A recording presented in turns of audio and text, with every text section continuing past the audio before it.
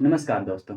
तो चलिए आज शुरू करते हैं। आज हमारा चैप्टर 5 है financial, legal and operational foundation, है ना? तो हम लोगों ने पीछे जो भी है एंटरप्रेन्योरशिप के बारे में बहुत कुछ पढ़ा। क्या होता है एंटरप्रेन्योरशिप? कैसे इसमें से हम लोग बिज़नेस को डिफ़ाइन करते हैं, कैसे हम लोग बिज़नेस को करने के लिए सीखते हैं या और एनीथिंग बहुत सारी चीज़ें हम लोग पहले समझ चुके हैं पिछले, है ना? पीछे सारी वीडियोज़ में। तो इसमें हम लोग समझेंगे कि फाइनेंशियल यानी कि फाइनेंस से रिलेटेड, है ना? फंड हमें कौन देगा? लीगल चीज़ें इसमें से क्या होनी चाहिए? और ऑपरेशनल फाउंडेशन यानी कि ऑपरेशन यानी जो भी इसमें काम करेंगे, तो काम किस तरीके से करेंगे? ऑपरेशन इसमें से जो भी होगा वो किस तरीके से होगा? जैसे कि हम लोग नॉर्मली समझते हैं अदर, है ना? सब्जेक्ट में, तो उसी तरीके से यहाँ पे हम लोग भी यहाँ समझेंगे कि किस तरीके से होने वाला है, ठीक है? चलिए, तो सबसे पहला है understanding startup cost. Startup cost का मतलब क्या होता है? स्टार्टअप का मतलब आप लोग सभी जानते हैं कि स्टार्टअप कॉस्ट का मतलब क्या होता है? स्टार्टअप कॉस्ट का मतलब होता है कि हम यहाँ पर अगर स्टार्टअप शुरू कर रहे हैं, तो कितना कॉस्ट लगेगा? How many cost will be affected, है ना? स्टार्टअप कॉस्ट में कितना कॉस्ट हमें लगेगी, उसी के बारे में हम लोग यहाँ पर चर्चा करेंगे, ठीक है? इसे थोड़ा इधर रखता हूँ। चलिए आगे बढ़ाते हैं। तो यहाँ पर हम लोग स्टार्टअप कॉस्ट के बारे में समझेंगे। We know that the cost which is invested in the beginning of business is known as a startup cost. Generally there are two types, है ना? तो क्या कहने का मतलब क्या होगा कि जो भी हम अपने स्टार्टअप को शुरू करने के लिए सबसे पहले जो स्टार्टअप को शुरू करने के लिए जो भी कॉस्ट हम वहाँ पे खर्च कर रहे हैं, उसको हम लोग बोलते हैं क्या चीज़? स्टार्टअप कॉस्ट, ठीक है? तो स्टार्टअप कॉस्ट तो वैसे लोग कहते हैं कि एक ही होता है, लेकिन यहाँ पे 2 ठो होता है, ठीक है? वैसे जैसे कि अगर हम एग्ज़ाम्पल लें कि किसी ने दुकान खोल रखा है और बहुत कोई कैलकुलेट अगर करते हैं कि हमें फ़ायदा कितना होगा, तो उसमें से, है ना, कॉस्ट अगर आप जोड़ते हैं अपना, जैसे कि मान लीजिए कि हमने दुकान खोल रखा है, 150 में कोई प्रोडक्ट खरीदा, ठीक है? और उसे हम लोग बनाकर फिर बेच रहे हैं या फिर उसको प्रोसेस करके बेच रहे हैं या कुछ भी है, जो भी है, प्रोसेस करके हम 200 में बेच दिए, ठीक है? तो यहाँ इनिशियल अगर बोला जाए कि हमें फ़ायदा कितना हो रहा है, तो पर एक प्रोडक्ट पे 50 रुपीज़ यहाँ पे आप कॉस्ट ऐड कर सकते हैं कि भई इतना हमारा फ़ायदा हो रहा है। लेकिन नहीं, इतना हमारा फ़ायदा नहीं हो रहा है। तो इसमें से हमारा कौन-सा कॉस्ट जुड़ेगा? मान लीजिए 150 में हमने खरीदा था, यानी कि ये हमारा इनिशियल कॉस्ट था, ठीक है? शुरुआती कॉस्ट जो हमने प्रोडक्ट खरीदा और प्रोसेस किया। तो प्रोसेस वाला जो सिस्टम होता है, वो प्रोसेस वाला यहाँ पे कह सकते हैं कि वेरिएबल, है ना, स्टार्टअप कॉस्ट है। इसमें से जो हम यहाँ पे खरीद रहे हैं, और फिक्स्ड का स्टार्टअप कॉस्ट है जो हम यहाँ पे प्रोसेस करेंगे। चलिए इसे आगे समझेंगे क्लियरली पूरा, ठीक है? यहाँ पे हो सकता है आप लोग को समझ में आ पाया हो, मैंने क्या बताया, तो आगे हम लोग इसे क्लियरली समझेंगे। तो जनरली स्टार्टअप कॉस्ट का मतलब आप समझ चुके हैं कि हम अगर शुरू में लगाते हैं कॉस्ट, तो कितना मनी हमारा उसमें से मेरे पैकेट से लगेगा, एक्चुअली कितना, है ना, शुरुआत में लगेगा। इसी को हम लोग बोलते हैं कि स्टार्टअप कॉस्ट क्या है, ठीक है? अब स्टार्टअप कॉस्ट तो हम लोग जानते हैं कि अ, एक ही होता है, कह सकते हैं कि स्टार्टअप कॉस्ट है, लेकिन उसके 2 टाइप्स होते हैं, ठीक है? कभी-कभी हम लोग कन्फ्यूज़ होते हैं और बोलते हैं कि एक ही है। लेकिन 2 ठो कैसे होता है देखिए, कौन-कौन सा कॉस्ट हमारा इंक्लूड रहता है। तो पहला देखिए फिक्स्ड स्टार्टअप कॉस्ट होता है, दूसरा वेरिएबल होता है। फिक्स्ड कहने का मतलब है कि वैसा स्टार्टअप कॉस्ट, वैसा कॉस्ट जो कि हमें एक बार लगेगा और मतलब लगता ही रहेगा, उसमें आप काम कर रहे हैं या नहीं कर रहे हैं उससे मतलब नहीं है, लेकिन उसका वो जो है कॉस्ट वो लगते रहेगा, ठीक है? हर मंथ, हर ईयरली वो आपका चलते रहेगा। और वेरिएबल स्टार्टअप कॉस्ट वो होता है जो कि वेरी करेगा, है ना? कि आपका जो प्रोडक्ट कितना बिक रहा है या फिर आपका जो स्टार्टअप है वो कितना अच्छे तरीके से चल रहा है, आपका बिज़नेस किस तरीके से चल रहा है, तो उसके ऊपर डिपेंड करता है। इस कारण से ये भी वेरी करता है। यानी आपका अगर बिज़नेस बढ़ रहा है, तो आपका कॉस्ट भी बढ़ेगा, और अगर बिज़नेस घट रहा है, तो ये भी स्टार्टअप कॉस्ट घटेगा। ठीक है, चलिए एक-एक करके समझते हैं, क्या-क्या होता है सो। तो फिक्स्ड स्टार्टअप कॉस्ट किसको बोलते हैं? तो the cost which is used, है ना, which is fixed to start a new business is known as fixed startup.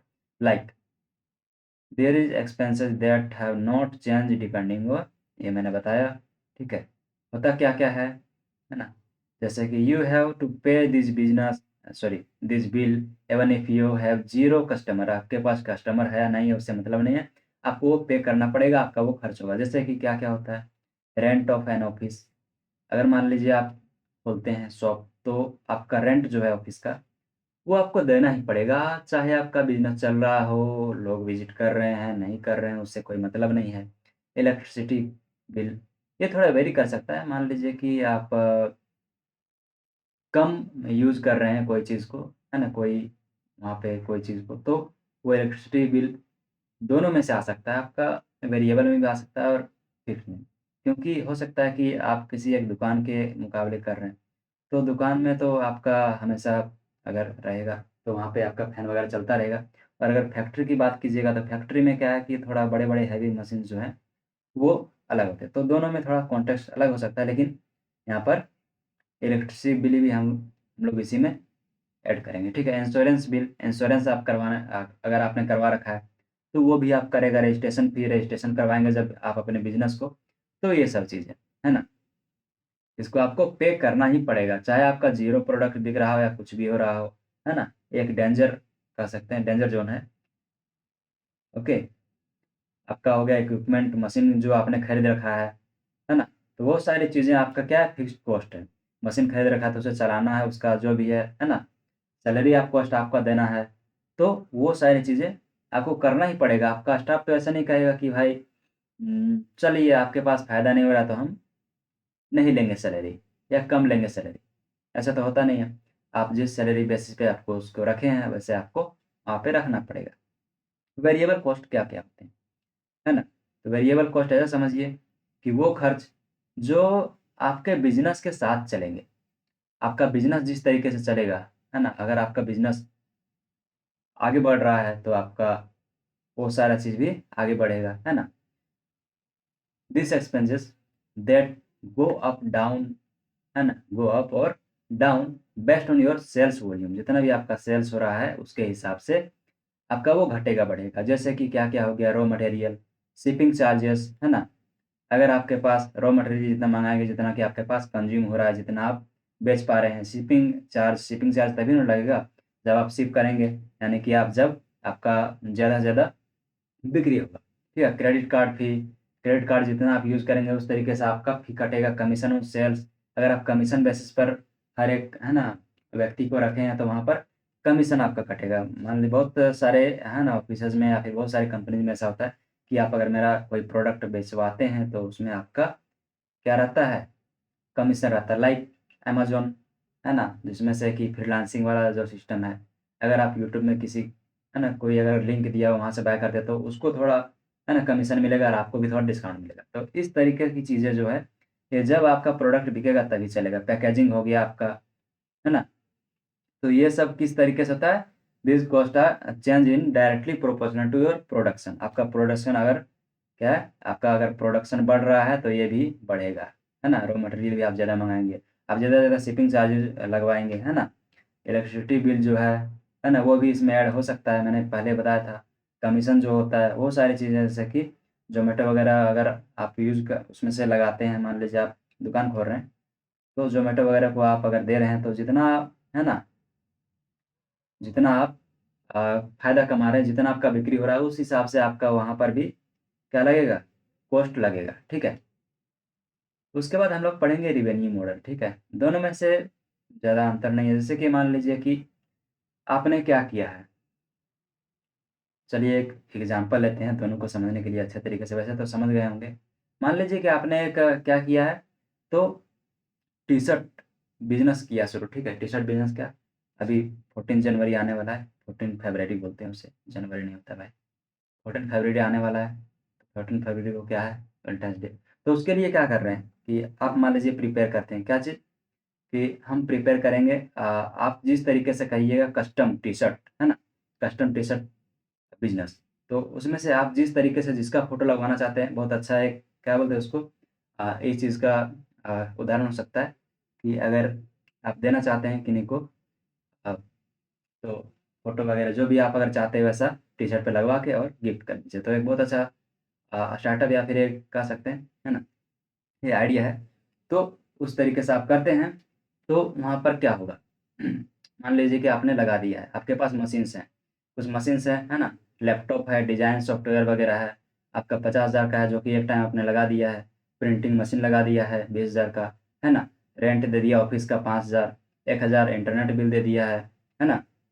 तो ये सारी चीज़ें जो है फ़िक्स्ड कॉस्ट है, ठीक है? ये क्या है? फ़िक्स्ड कॉस्ट है। ये सारी चीज़ें आपकी वेरी नहीं करेंगी। फिर मान लीजिए कि आपके पास प्लेन टी-शर्ट है और व्हाइट टी-शर्ट का आपने ₹100 पर पीस मँगवा लिया। इंक प्रिंटिंग के लिए, है ना? ₹20 का जो भी है, पैकेजिंग बैग ₹5 का। तो ये सब चीज़ें जो आप मँगवाएँगे तो डिमांड के हिसाब से आप मँगवाएँगे। डिमांड जितना बढ़ेगा, है ना? डिमांड जितना बढ़ेगा, जितने लोग ऑर्डर करेंगे, उस हिसाब से आप क्या कीजिएगा कि टी-शर्ट वगैरह जो भी मटेरियल, रॉ मटेरियल है वो मँगवाएँगे, है ना? तो ये सब क्या है गया हो गया, वेरिएबल कॉस्ट हो गया, ठीक है? समझ में आ गया? तो ये था हमारा नॉर्मल सा। चलिए, उसके बाद हम लोग समझेंगे क्या चीज़? तो हम लोग समझेंगे कि रेवेन्यू मॉडल जो है ना, यानी कि रेवेन्यू मॉडल का क्या मतलब होता है कि हम बिज़नेस से पैसे कैसे बनाएँगे? How a business make money, इसके बारे में हम लोग समझेंगे। तो दिस सिस्टम व्हिच, है ना, by which a company can earn money by the help of its own business, है ना? Its own business is known as revenue model. तो क्या बोलते हैं? रेवेन्यू मॉडल बोलते हैं, है ना? तो वो सिस्टम जिसके कारण से या फिर जिससे कंपनी पैसा कमाती है ना? पैसे बनाती है बिज़नेस से, उसको बोलते हैं रेवेन्यू मॉडल। रेवेन्यू मॉडल में हम लोग क्या करते हैं, है ना? तो वैसे तो कई टाइप्स होते हैं रेवेन्यू मॉडल का, ठीक है? पैसा कैसे कमाया जाए, है ना? तो उसका काफ़ी सारा टाइप्स होता है, तो एक-एक करके हम लोग इसको समझेंगे। चलिए, यानी कि कह सकते हैं कि ये जो है ब्लूप्रिंट है, किस चीज़ का? कि कंपनी वैल्यू यानी मनी जो है उसको कैसे कस्टमर से खींच रहा है, कैसे वो ले रहा है ना? बिज़नेस मॉडल और रेवेन्यू मॉडल जो होता है दोनों लगभग कह सकते हैं, दोनों में कन्फ्यूज़न रहता है। बिज़नेस मॉडल अगर आप बोलिएगा, जो कि हमने पहले पढ़ चुका है बिज़नेस मॉडल या फिर रेवेन्यू मॉडल। तो दोनों में अंतर क्या है? ये थोड़ा जान लेते हैं, क्योंकि थोड़ा कन्फ्यूज़न बना रहता है लोगों के बीच में कि दोनों क्या सेम है या फिर अलग-अलग है। तो दोनों सेम नहीं है। बिज़नेस मॉडल जो होता है, वो क्या होता है? तो वो होता है कि हम वैल्यू को क्रिएट कैसे कर सकते हैं, ठीक है? वैल्यू को क्रिएट कैसे कर सकते हैं, यानी कि प्रोडक्ट को हम कैसे बनाएँगे और प्रोडक्ट का जो भी है, ज़्यादा से ज़्यादा मतलब उसका वैल्यू कैसे बना सकते हैं, मार्केट में उसको लोग खरीदेंगे कैसे, है ना? क्यों खरीदेंगे? कब खरीदेंगे? तो इन सब चीज़ों के ऊपर बिज़नेस मॉडल में हम लोग चर्चा करते हैं। लेकिन रेवेन्यू मॉडल में ये होता है कि हम अगर अपना जो भी बना लिए हैं है ना? प्रोडक्ट का वैल्यू अपना रेपुटेशन वगैरह बना लिए हैं, तो लोगों से पैसा कैसे लेंगे? क्योंकि पैसा लेना लोगों से एक बहुत बड़ी बात है। लोग, है ना, डायरेक्टली तो देना नहीं चाहेंगे। आप अगर मार्केट गए होंगे तो, है ना? या फिर आप खुद जाते हैं मार्केट, तो क्या होता है वहाँ पे कि हम लोग मोल-भाव करते हैं। यानी कि हम लोग कम से कम पैसे देना चाहते हैं। तो बस वही यहाँ पर होता है कि हम लोग कैसे क्रिएट करेंगे, अपना पैसा कैसे कमाएँगे, पैसा कमाने के लिए कौन-सा उपाय हम लोग लगाएँगे कि जो कस्टमर है आराम से, है ना, वो खरीदने के लिए तैयार हो जाए। वो खरीदने के लिए तैयार हो जाए। ठीक है, इसे मैं मिटा देता हूँ। तो रेवेन्यू मॉडल का वैसे काफ़ी टाइप्स हैं, हम लोग उसको समझेंगे एक-एक करके। थोड़ा ऊपर चला गया, रेवेन्यू मॉडल अभी डिस्कस कर रहे हैं, ठीक है। तो पार्ट्स ऑफ रेवेन्यू मॉडल के बारे में हम लोग समझते हैं एक-एक करके। तो रेवेन्यू मॉडल बनाने के लिए हम लोगों को 3 चीज़ों का, है ना, हम लोगों को जानना पड़ेगा, 3 चीज़ों का या फिर ज़्यादा कह सकते हैं। तो उन सब चीज़ों को जानना पड़ेगा। क्या-क्या? वैल्यू प्रोपोर्शन, पहले हम लोग वैल्यू बनाते हैं जो कि हमने पिछले, है ना, चैप्टर में पढ़ा था। फिर रेवेन्यू स्ट्रीम, रेवेन्यू हम लोग कैसे बनाएँगे वहाँ पे, है ना? कौन-सा कस्टमर रहेगा जो कि वहाँ पे खरीदेगा, और कस्टमर जब खरीदेगा तो उसका प्राइसिंग हम कैसे करेंगे, ठीक है? ये कह सकते हैं कि उसका पार्ट है, ठीक है? उसके बाद हम लोग कॉस्ट स्ट्रक्चर बनाएँगे कि कॉस्ट हम जो लगा रहे हैं वो उसका स्ट्रक्चर कैसा रहने वाला है, ठीक है? यानी रेवेन्यू स्ट्रीम कहने का मतलब ये हुआ कि जो भी हम आइटम दे रहे हैं, जो भी सर्विस पीपल को दे रहे हैं, है ना? तो अच्छा, मतलब कौन सा हम देंगे पीपल्स को, कौन सा आइटम हम देंगे, ठीक है, इसके बारे में बताता है। प्राइसिंग टैक्टिक्स यानी कि प्राइसिंग कैसे होगा, जैसे कि बहुत सारे है ना, इसमें से प्राइसिंग किस तरीके से करते हैं आगे पढ़ेंगे हम लोग, कि 99 कर देते हैं, 100 अगर है तो ये एक साइकोलॉजिकल फैक्ट होता है, ठीक है। तो उस तरीके से प्राइसिंग किया जाता है, क्यों? ताकि प्रोडक्ट आसानी से बेच सके, कस्टमर जो है वो कन्विंस हो सके, कस्टमर जो है वो कन्विंस हो सके। चलिए आगे देखते हैं हम लोग कि main types of revenue model क्या है। तो रिवेन्यू मॉडल कमाने के लिए हम लोग सब्सक्रिप्शन बेसिस पे यूज़ कर सकते हैं वैसे, है ना। एडवर्टाइजिंग कर सकते हैं, फ्रीमियम कर सकते हैं, है ना। डायरेक्ट सेल कर सकते हैं, क्या कर सकते हैं?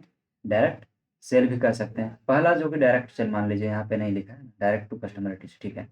तो डायरेक्ट सेल कर सकते हैं, जो कि क्या करता है, एक हमारा दुकानदार करता है। कौन? शॉपकीपर जो होता है वो क्या करता है? डायरेक्ट सेल करता है, यानी कि आप उसको पैसा दे रहे हो और वो आपको प्रोडक्ट दे रहा है, तो इसको बोलते हैं हम लोग डायरेक्ट सेल, ठीक है ना। उसको आप पैसा दे रहे हो और वो आपको का प्रोडक्ट दे रहा है, जैसे किराना स्टोर हो गया, अमेज़न हो गया, एप्पल हो गया। सब्सक्रिप्शन मॉडल कहाँ पे यूज़ होता है? आपने देखा होगा जिम अगर आप जाते हैं, या फिर स्पॉटिफ़ाई अगर आप यूज़ करते हैं, ठीक है? स्पॉटिफ़ाई। भाई राइटिंग का मैं क्या करूँ? कोई सजेशन दो भाई, कि राइटिंग के लिए क्या करना पड़ेगा? क्योंकि इसमें थोड़ा दिक्कत होता है लिखने, कॉपी में तो ठीक। तो स्पॉटिफ़ाई जो है, वो क्या करता है कि सब्सक्रिप्शन बेसिस पे करता है, यानी कि आप उसमें गाना सुन रहे हैं, नहीं सुन रहे हैं, कुछ भी कर रहे हैं, यूट्यूब में भी सब्सक्रिप्शन मॉडल है। तो आप काम कर रहे हैं उसमें, उसका यूज़ कर रहे हैं या नहीं कर रहे हैं, उससे मतलब उसको नहीं है। उसका क्या है कि हर मंथ उसका पेमेंट आ जाता है।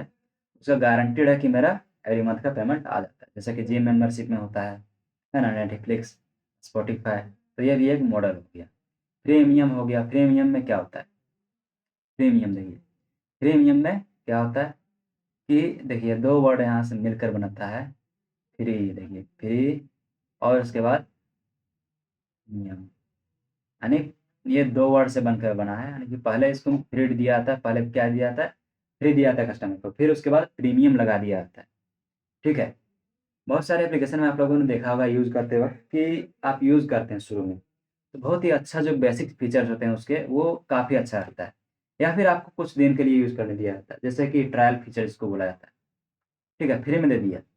उसके बाद क्या बोलता है कि अगर आपको ये चीज़ें यूज़ करनी है, तो आपको पैसे देने पड़ेंगे। जिसमें से अधिकतर क्या होते हैं, शुरू में कुछ इस तरीके के फीचर्स दिए जाते हैं, है ना? कुछ इस तरीके से फीचर दिए जाते हैं प्रीमियम मॉडल में, कि आप उसके एडिक्ट हो जाएँ, ठीक है? आप उसको देखना चाहें, आप उसको यूज़ करना चाहें, ऐसा होता है। जैसा कि यूट्यूब में भी होता है ना, Google drive, candy crush game के हिसाब से। फिर एडवर्टाइज़िंग, है ना? एडवर्टाइज़िंग मॉडल के ऊपर आते हैं हम लोग। एडवर्टाइज़िंग मॉडल क्या होता है? एडवर्टाइज़िंग मॉडल में हम लोग क्या करते हैं? इसमें से जो दिखता है वो होता नहीं, और जो होता है वो दिखता नहीं। कहने का क्या मतलब है? दिखता है वो होता नहीं, दिखता नहीं। समझ में नहीं आता है ना कि मैं क्या बोल रहा हूँ? कोई कन्फ्यूज़ हूँ, है ना? ऐसा लग रहा है। कोई बात नहीं। एडवर्टाइज़िंग में कुछ इस तरीके से होता है कि जो दिखता है वो होता नहीं। जैसे कि आप गूगल यूज़ करते हैं, लेकिन आपको पता है कि गूगल एडवर्टाइज़िंग के ऊपर काम करता है, एडवर्टाइज़िंग मॉडल के ऊपर काम करता है। फेसबुक आप फ्री में यूज़ करते हैं, लेकिन फिर भी वो, है ना, आपने कभी सोचा है ऐसा कि Google, Facebook, Google search, Instagram, ये सब चलता कैसे है? यहाँ तक कि लोगों को पैसा भी देता है। अगर आप इंस्टाग्राम, फेसबुक पे कुछ कंटेंट क्रिएट कर रहे हैं तो आपको पैसा देता है, लेकिन आपसे नहीं लेता है। ऐसा कैसे होता है? कह सकते हैं आप कि बहुत सारे लोग जो है ना, बैज लगवाते हैं ब्लू कलर का। तो वो तो एक अलग चीज़ हो गया, उसको बोलते हैं मेंबरशिप। लेकिन इसमें से एक और चीज़ यहाँ पे आता है, बहुत बड़ा खिलाड़ी, वो आता है क्या? एडवर्टाइज़िंग। एडवर्टाइज़िंग कुछ इस तरीके से होता है कि हम लोग यूज़ कर रहे हैं और हम लोग को एडवर्टाइज़ दिखाया जाता है, मतलब ऐड दिखाया जाता है। और ऐड जो दिखाने वाला रहता है, वो यहाँ पे पेमेंट करता है, ना कि हम लोग करते हैं जो उसको यूज़ कर रहे हैं। ऐड दिखाने वाला पेमेंट करता है ना? गूगल बोलता है कि भाई मेरे पास क्या है? मेरे पास कस्टमर हैं। कस्टमर यानी कि उनके लिए कस्टमर, हमारे लिए मतलब गूगल कहता है कि मेरे पास पीपल्स हैं, डेटा हैं, है ना? मेरे पास पीपल हैं, डेटा हैं, है ना? और बहुत सारी चीज़ें हैं जिससे कि हम रीच करवा सकते हैं, आपको ग्रोथ करवा सकते हैं आपका। तो क्या करता है एडवर्टाइज़र जो होता है वो यहाँ पे ऐड अपना देता है और वो पेमेंट करता है, बहुत ज़्यादा पेमेंट करता है, ठीक है? क्या करता है बहुत ज़्यादा पेमेंट करता है और उसी से पूरा ये सिस्टम ही चलता है। तो इसको बोलते हैं एडवर्टाइजिंग मॉडल, ठीक है? फिर चलिए हम लोग आते हैं ट्रांज़ैक्शन या फिर जो होता है कमीशन मॉडल। तो कमीशन मॉडल कैसे होता है? कमीशन मॉडल आपने देखा होगा, क्या देखा होगा कि मान लीजिए कि आप डिलीवरी बॉय में काम करते हैं, तो वहाँ पे आपको कमीशन नहीं मिलता है, आपको सैलरी तो नहीं मिलता है। आपको बोलता है कि आप एक ऑर्डर डिलीवर कीजिए, आपको ₹5 दिया जाएगा, ₹7 दिया जाएगा, जिस तरीके से वहाँ पे आपका बन रहा है उस तरीके से दिया जाएगा। या फिर आप ऐसे मैंने पहले भी कमीशन का ज़िक्र किया था कि कमीशन का मतलब क्या होता है कि आप प्रोडक्ट किसी का भी है, उससे मतलब नहीं है, कस्टमर कहाँ है, वो भी मतलब नहीं है। लेकिन इसके बीच में जैसे हम लोग बोलते हैं दलाल, क्या बोलते हैं दलाल, तो वो आ जाता है। जिसको बोलते हैं हम लोग क्या बोलते हैं कमीशन खाने वाला, कमीशन लेने वाला, ठीक है? तो यहाँ इसके बीच में जो कड़ी छूट रहा है वो कमीशन जो खाता है, कमीशन लेके वो है ना यहाँ पे उसको कस्टमर देता है। यानी कि देखो प्रोडक्ट भी कस्टमर के पास पहुँच चुका है और कस्टमर भी है ना जो प्रोडक्ट वाले बिज़नेस जो कर रहे हैं उसके पास पहुँच गया। तो ये होता है हमारा कमीशन वाला मॉडल, ठीक है? इसमें क्या होता है कि अ, कंपनी को ज़्यादा मेहनत नहीं करना पड़ता है और ना ही ज़्यादा कस्टमर को मेहनत करना पड़ता है। बस कुछ पैसा देना पड़ता है जैसे कि यूबर, ओयो, है ना? ये सब है ना यूबर आप जानते हैं 20% लेता है ड्राइवर से अर्निंग। तो वो कस्टमर और है ना जो बिज़नेस कर रहा है, जो उसको सेवा दे रहा है, दोनों के बीच में रहता है ना? दोनों के बीच में रहता है और अपना वो रिवेन्यू जनरेट कर रहा है कमीशन के। ठीक है? सारी चीज़ें समझ गए? सब्सक्रिप्शन, है ना एडवर्टाइज़िंग। उसके बाद हम लोग समझेंगे क्या चीज़? तो साइकोलॉजिकल प्राइसिंग जो कि पहले हम लोग बात कर चुके हैं। तो भाई ये सबसे इंटरेस्टिंग है। ये वो ट्रिक है जो दुकानदार हमारे दिमाग के साथ खेलते हैं ताकि हम चीज़ें खरीद लें, वो भी एक ही बार में, ठीक है? अच्छी चीज़ें हैं। जैसे क्या है? तो ये क्या है? इसके बारे में पहले हम लोग समझेंगे। वैसे यहाँ पे ज़्यादा चीज़ें हमने नहीं लिखा है, शायद पीपीटी बना रहा था उससे थोड़ा मिस्टेक हुआ होगा तो फिर भी मैं सारी चीज़ें एक्सप्लेन कर देता हूँ यहाँ पे। तो ये क्या है? ये एक स्ट्रैटेजी है जहाँ पर प्राइस जो है वो लगता है कि सस्ता है लेकिन होता नहीं है, ठीक है? जो दिखता है वो होता नहीं और जो होता है वो दिखता नहीं, ऐसी वाली कंडीशन होता है। अगर आप थोड़े अच्छे से उसको सोचेंगे तो लेकिन है ना? तो वो समझ में आएगा। और ये कोई है ना मैथ वाला सिस्टम नहीं है जैसे है ना साइकोलॉजिकल चीज़ है यानी कि वो क्या करता है आपके माइंड के साथ खेलता है ना? आपके थिंकिंग के साथ खेलता है।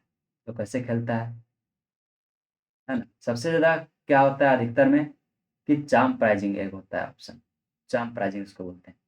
क्या होता है चार्म प्राइज़िंग? मैं यहाँ पे लिख लेता हूँ, अच्छा से लिखना पड़ेगा। चार्म प्राइज़िंग, चार्म प्राइज़िंग जो होता है इसमें उसको क्या बोलते हैं? तो आपने देखा होगा क्या कि अगर कहीं मार्केट में जाते हैं तो आपने ये वाला डिजिट ज़रूर देखा होगा 99, 199 ये प्राइसिंग है ना? 1999 है ना? तो ये आपका साइकोलॉजिकल चीज़ है जिसको हम लोग बोलते हैं चार्म प्राइज़िंग यानी कि वो आपके माइंड के साथ खेलता है। अब यहाँ पर हम लोग क्या करते हैं, यहाँ पर देखते हैं तो हम लोग देखते हैं यहाँ से शुरू करते हैं देखने का इस तरीके से, इस तरफ से 9 तो देखते हैं कि भाई 9 है यहाँ पे यानी कि 100 से कम का है, 99 देखते हैं यानी कि ये कितना में आता है 100 से कम में आ रहा है यानी कि ये 100 के रेंज में है यानी कि कितना 99 के रेंज में है। इसको देखते हैं 199 यानी कि 100 के रेंज में ये है। पहले हम लोग इधर से देखते हैं, है ना? फिर देखते हैं कि 2 डिजिट है भाई 2 डिजिट दिख रहा है, यानी कि ये सस्ता होगा, बाकी होता नहीं है। फिर इसको देखते हैं हम लोग भाई ये 2-3 डिजिट दिख रहा है, जो कि सस्ता होगा और शुरू में 1 है यानी कि 100 के रेंज में है। ये अगर देखेंगे 1999 तो इसको देखेंगे तो बोलेंगे कि भाई ये 1000 के रेंज में है, जबकि ये है 2000 के रेंज में, है ना? तो ये साइकोलॉजिकल प्राइसिंग होता है, जो कि लोगों को अट्रैक्ट करने के लिए ये चीज़ें की जाती है, ठीक है? ये हो गया एक चार्म प्राइसिंग, नेक्स्ट है ना? तो अधिकतर जगह इसको आप देखते होंगे, ठीक है? जबकि रहता क्या है, 1 ही रुपए कम होता है उसमें से, ठीक है। अदर होता है ना, अदर साइकोलॉजिकल ट्रिक होता है, क्या होता है? सब मैं एक-एक करके बताते जाता हूँ। तो अदर होता है एंकर प्राइज़िंग। एंकर क्या होता है? एंकर, ये बहुत बड़ी दिक्कत है। एंकर प्राइज़िंग जो होता है, आपको दिख नहीं रहा है सही से। तो ये जो एंकर प्राइज़िंग होता है ना, मैं एक काम करता हूँ, पहले लिख लेता हूँ, ठीक है सबको, उसके बाद आगे एक्सप्लेन करूँगा। फिर होता है प्रेस्टीज, है ना? क्या होता है? प्रेस्टीज होता है, प्राइसिंग। यहाँ तो दिखेगा नहीं। ये होता है प्रेस्टीज, PRESTIG, प्राइसिंग, ठीक है। फिर एक होता है क्या? By one get one. By one get one तो आप लोग जानते होंगे, ये भी एक उसी का है ना, मॉडल है, बाय वन गेट वन, क्या बोलते हैं, ठीक है। तो बाय वन गेट वन वाला भी ऑप्शन होता है। तो इन सब चीज़ों में होता क्या? एंकर प्राइसिंग में क्या किया है? एंकर प्राइसिंग में फेक प्राइस उसका दिखाया जाता है। क्या किया जाता है? बहुत ज़्यादा प्राइस दिखाया जाता है ना? Pricing high next to selling price looks में। जैसे कि आपने देखा होगा कि कहीं जाते हैं तो, है ना? उसमें क्या किया जाता है कि प्राइस क्या दिखाया जाता है कि प्राइस तो है 200, लेकिन लिखा रहता है इस तरीके से 500, और इसको काटा रहता है, और यहाँ क्या आता है 200, यानी कि इतना। ये आपने देखा होगा ज़्यादा से ज़्यादा ऑनलाइन शॉपिंग अगर आप करने जाते हैं तो वहाँ, तो इसको बोलते हैं फेक प्राइसिंग, यानी कि उसका चढ़ा-बढ़ाकर रेट बताना, ताकि लोग देखेंगे कि भाई 20%, 50%, 60% ऑफ में हमको सामान मिल रहा है, लेकिन एक्चुअल प्राइस उसका वही रहता है, ठीक है।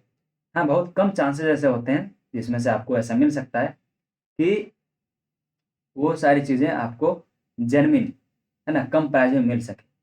लेकिन उसमें से एक बहुत बड़ा खेला होता है कि प्रोडक्ट क्वालिटी, प्रोडक्ट का सारा चीज़ें डिस्काउंट वगैरह जो भी है, तो उसके कारण से भी डिस्काउंट किया जाता है।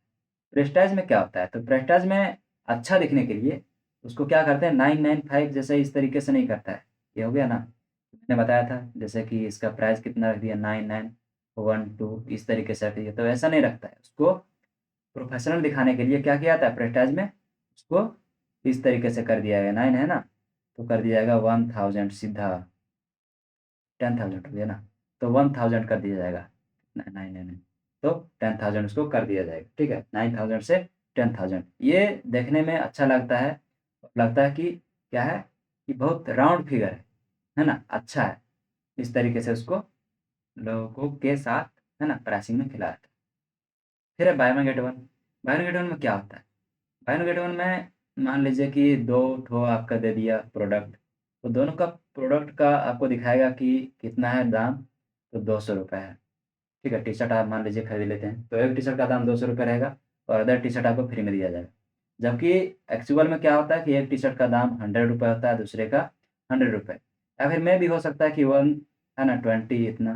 तो कुछ-कुछ चीज़ों में डिस्काउंट भी दिया जाता है, और कुछ-कुछ चीज़ों में आपका फेक वाला सिस्टम भी यूज़ किया जाता है। तो उसमें क्या होता है कि 100 का दोनों टी-शर्ट है ना? और उसको 200 में दे रहा है। हाँ, अगर आप बाय वन गेट वन नहीं लेना चाहते तो वो आपकी मर्ज़ी है, उसमें आपका घाटा है, ठीक है? इसमें तेरा घाटा है, मेरा कुछ नहीं जाता। वही वाली बात यहाँ पे हो जाएगी, ठीक है? तो ये सिस्टम होता है। तो हम लोग पूरा का पूरा समझ गए, क्या-क्या समझ गए देखिए एक-एक करके फिर से। चार्म प्राइसिंग, है ना? फिर एक ठो एंकर प्राइसिंग, प्रेस्टीज प्राइसिंग, है ना? बाय वन गेट वन, तो ये सारी चीज़ें प्राइसिंग में आती है। मैं भी वीडियो लंबा होगा, और कंसिस्टेंसी आप लोगों के पास होनी चाहिए, क्योंकि आगे एग्ज़ाम है, और लगातार वीडियो देखना ज़रूरी है आप लोगों के लिए, है ना?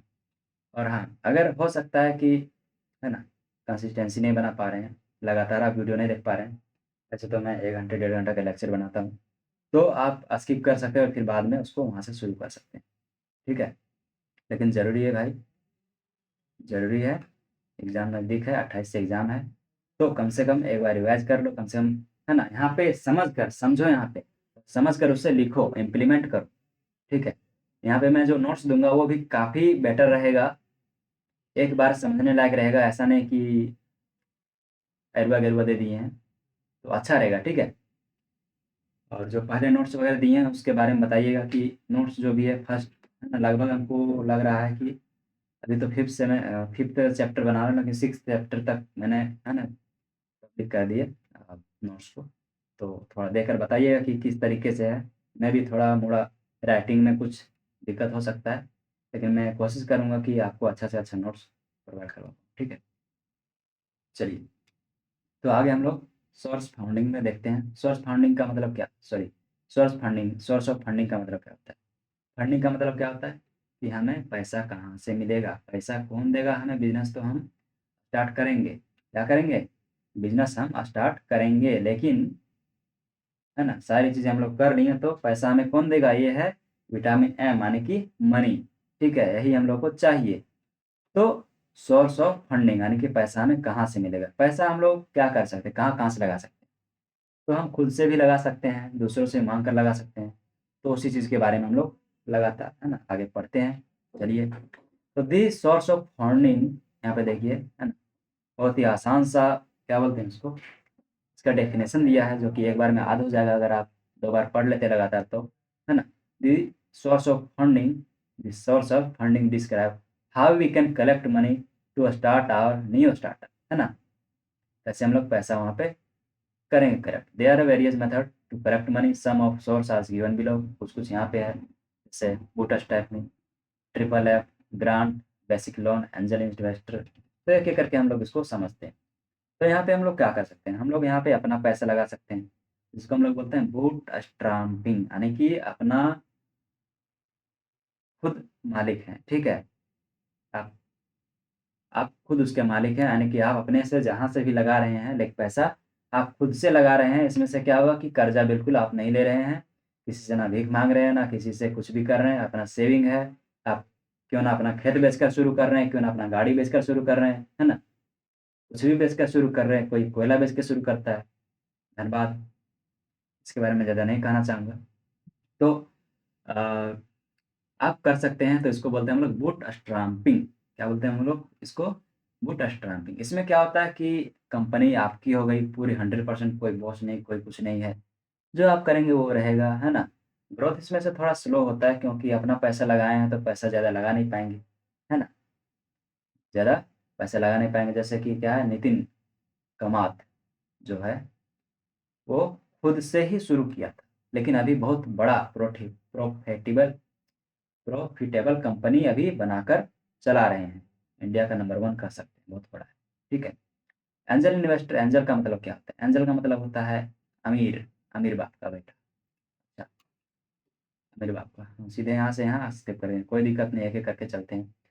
तो एंजल इन्वेस्टर कहते हैं उसको, जो अमीर होता है, जिसके पास पैसा होता है, जिसके पास पहले से मनी है। तो वो अगर पैसा लगाना चाहता है तो उसको हम लोग बोलते हैं एंजल इन्वेस्टर या फिर इंडिविजुअल हेल्पर। मेरे दोस्त हैं, अमीर अंकल हैं, है ना? कोई बिज़नेसमैन है, कोई एक्टर है, कोई डॉक्टर है, तो अपना पर्सनल पैसा वो लगा रहा है, तो उसको बोलते हैं क्या? Angel investor. लेकिन हाँ, यहीं पर अगर क्या करते हैं, अगर यहीं पर एंजल इन्वेस्टर की जगह चेंज हो जाएगा, क्या हो जाएगा चेंज? अगर यहीं पर कोई कंपनी आपके ऊपर पैसा लगा रहा है, कोई कंपनी आपको यहाँ पर दे रहा है, तो उसको हम लोग क्या बोलते हैं? उसको हम लोग बोलते हैं वीसी। क्या बोलते हैं उसको? तो वीसी बोलते हैं, यहाँ पे लिखा नहीं है। वीसी बोलते हैं, क्या बोलते हैं? Venture capitalist. क्या बोलते हैं उसे? Venture capitalist. यानी कि अगर कोई व्यक्ति आपको, यानी कोई कंपनी अगर आपको दे रहा है लोन वगैरह, बहुत सारे कंपनी ऐसे होते हैं जो कि बहुत बड़े-बड़े अमाउंट आपके प्रोजेक्ट में, आपके एथी में, जो भी है उसमें से क्या कर सकते हैं? इन्वेस्ट कर सकते हैं। जैसे कि सिक्वा कैपिटल, सॉफ्ट बैंक, ये सब में, ओयो में, ज़ोमैटो, है ना, पेटीएम, ये सब में पैसा लगाया हुआ है।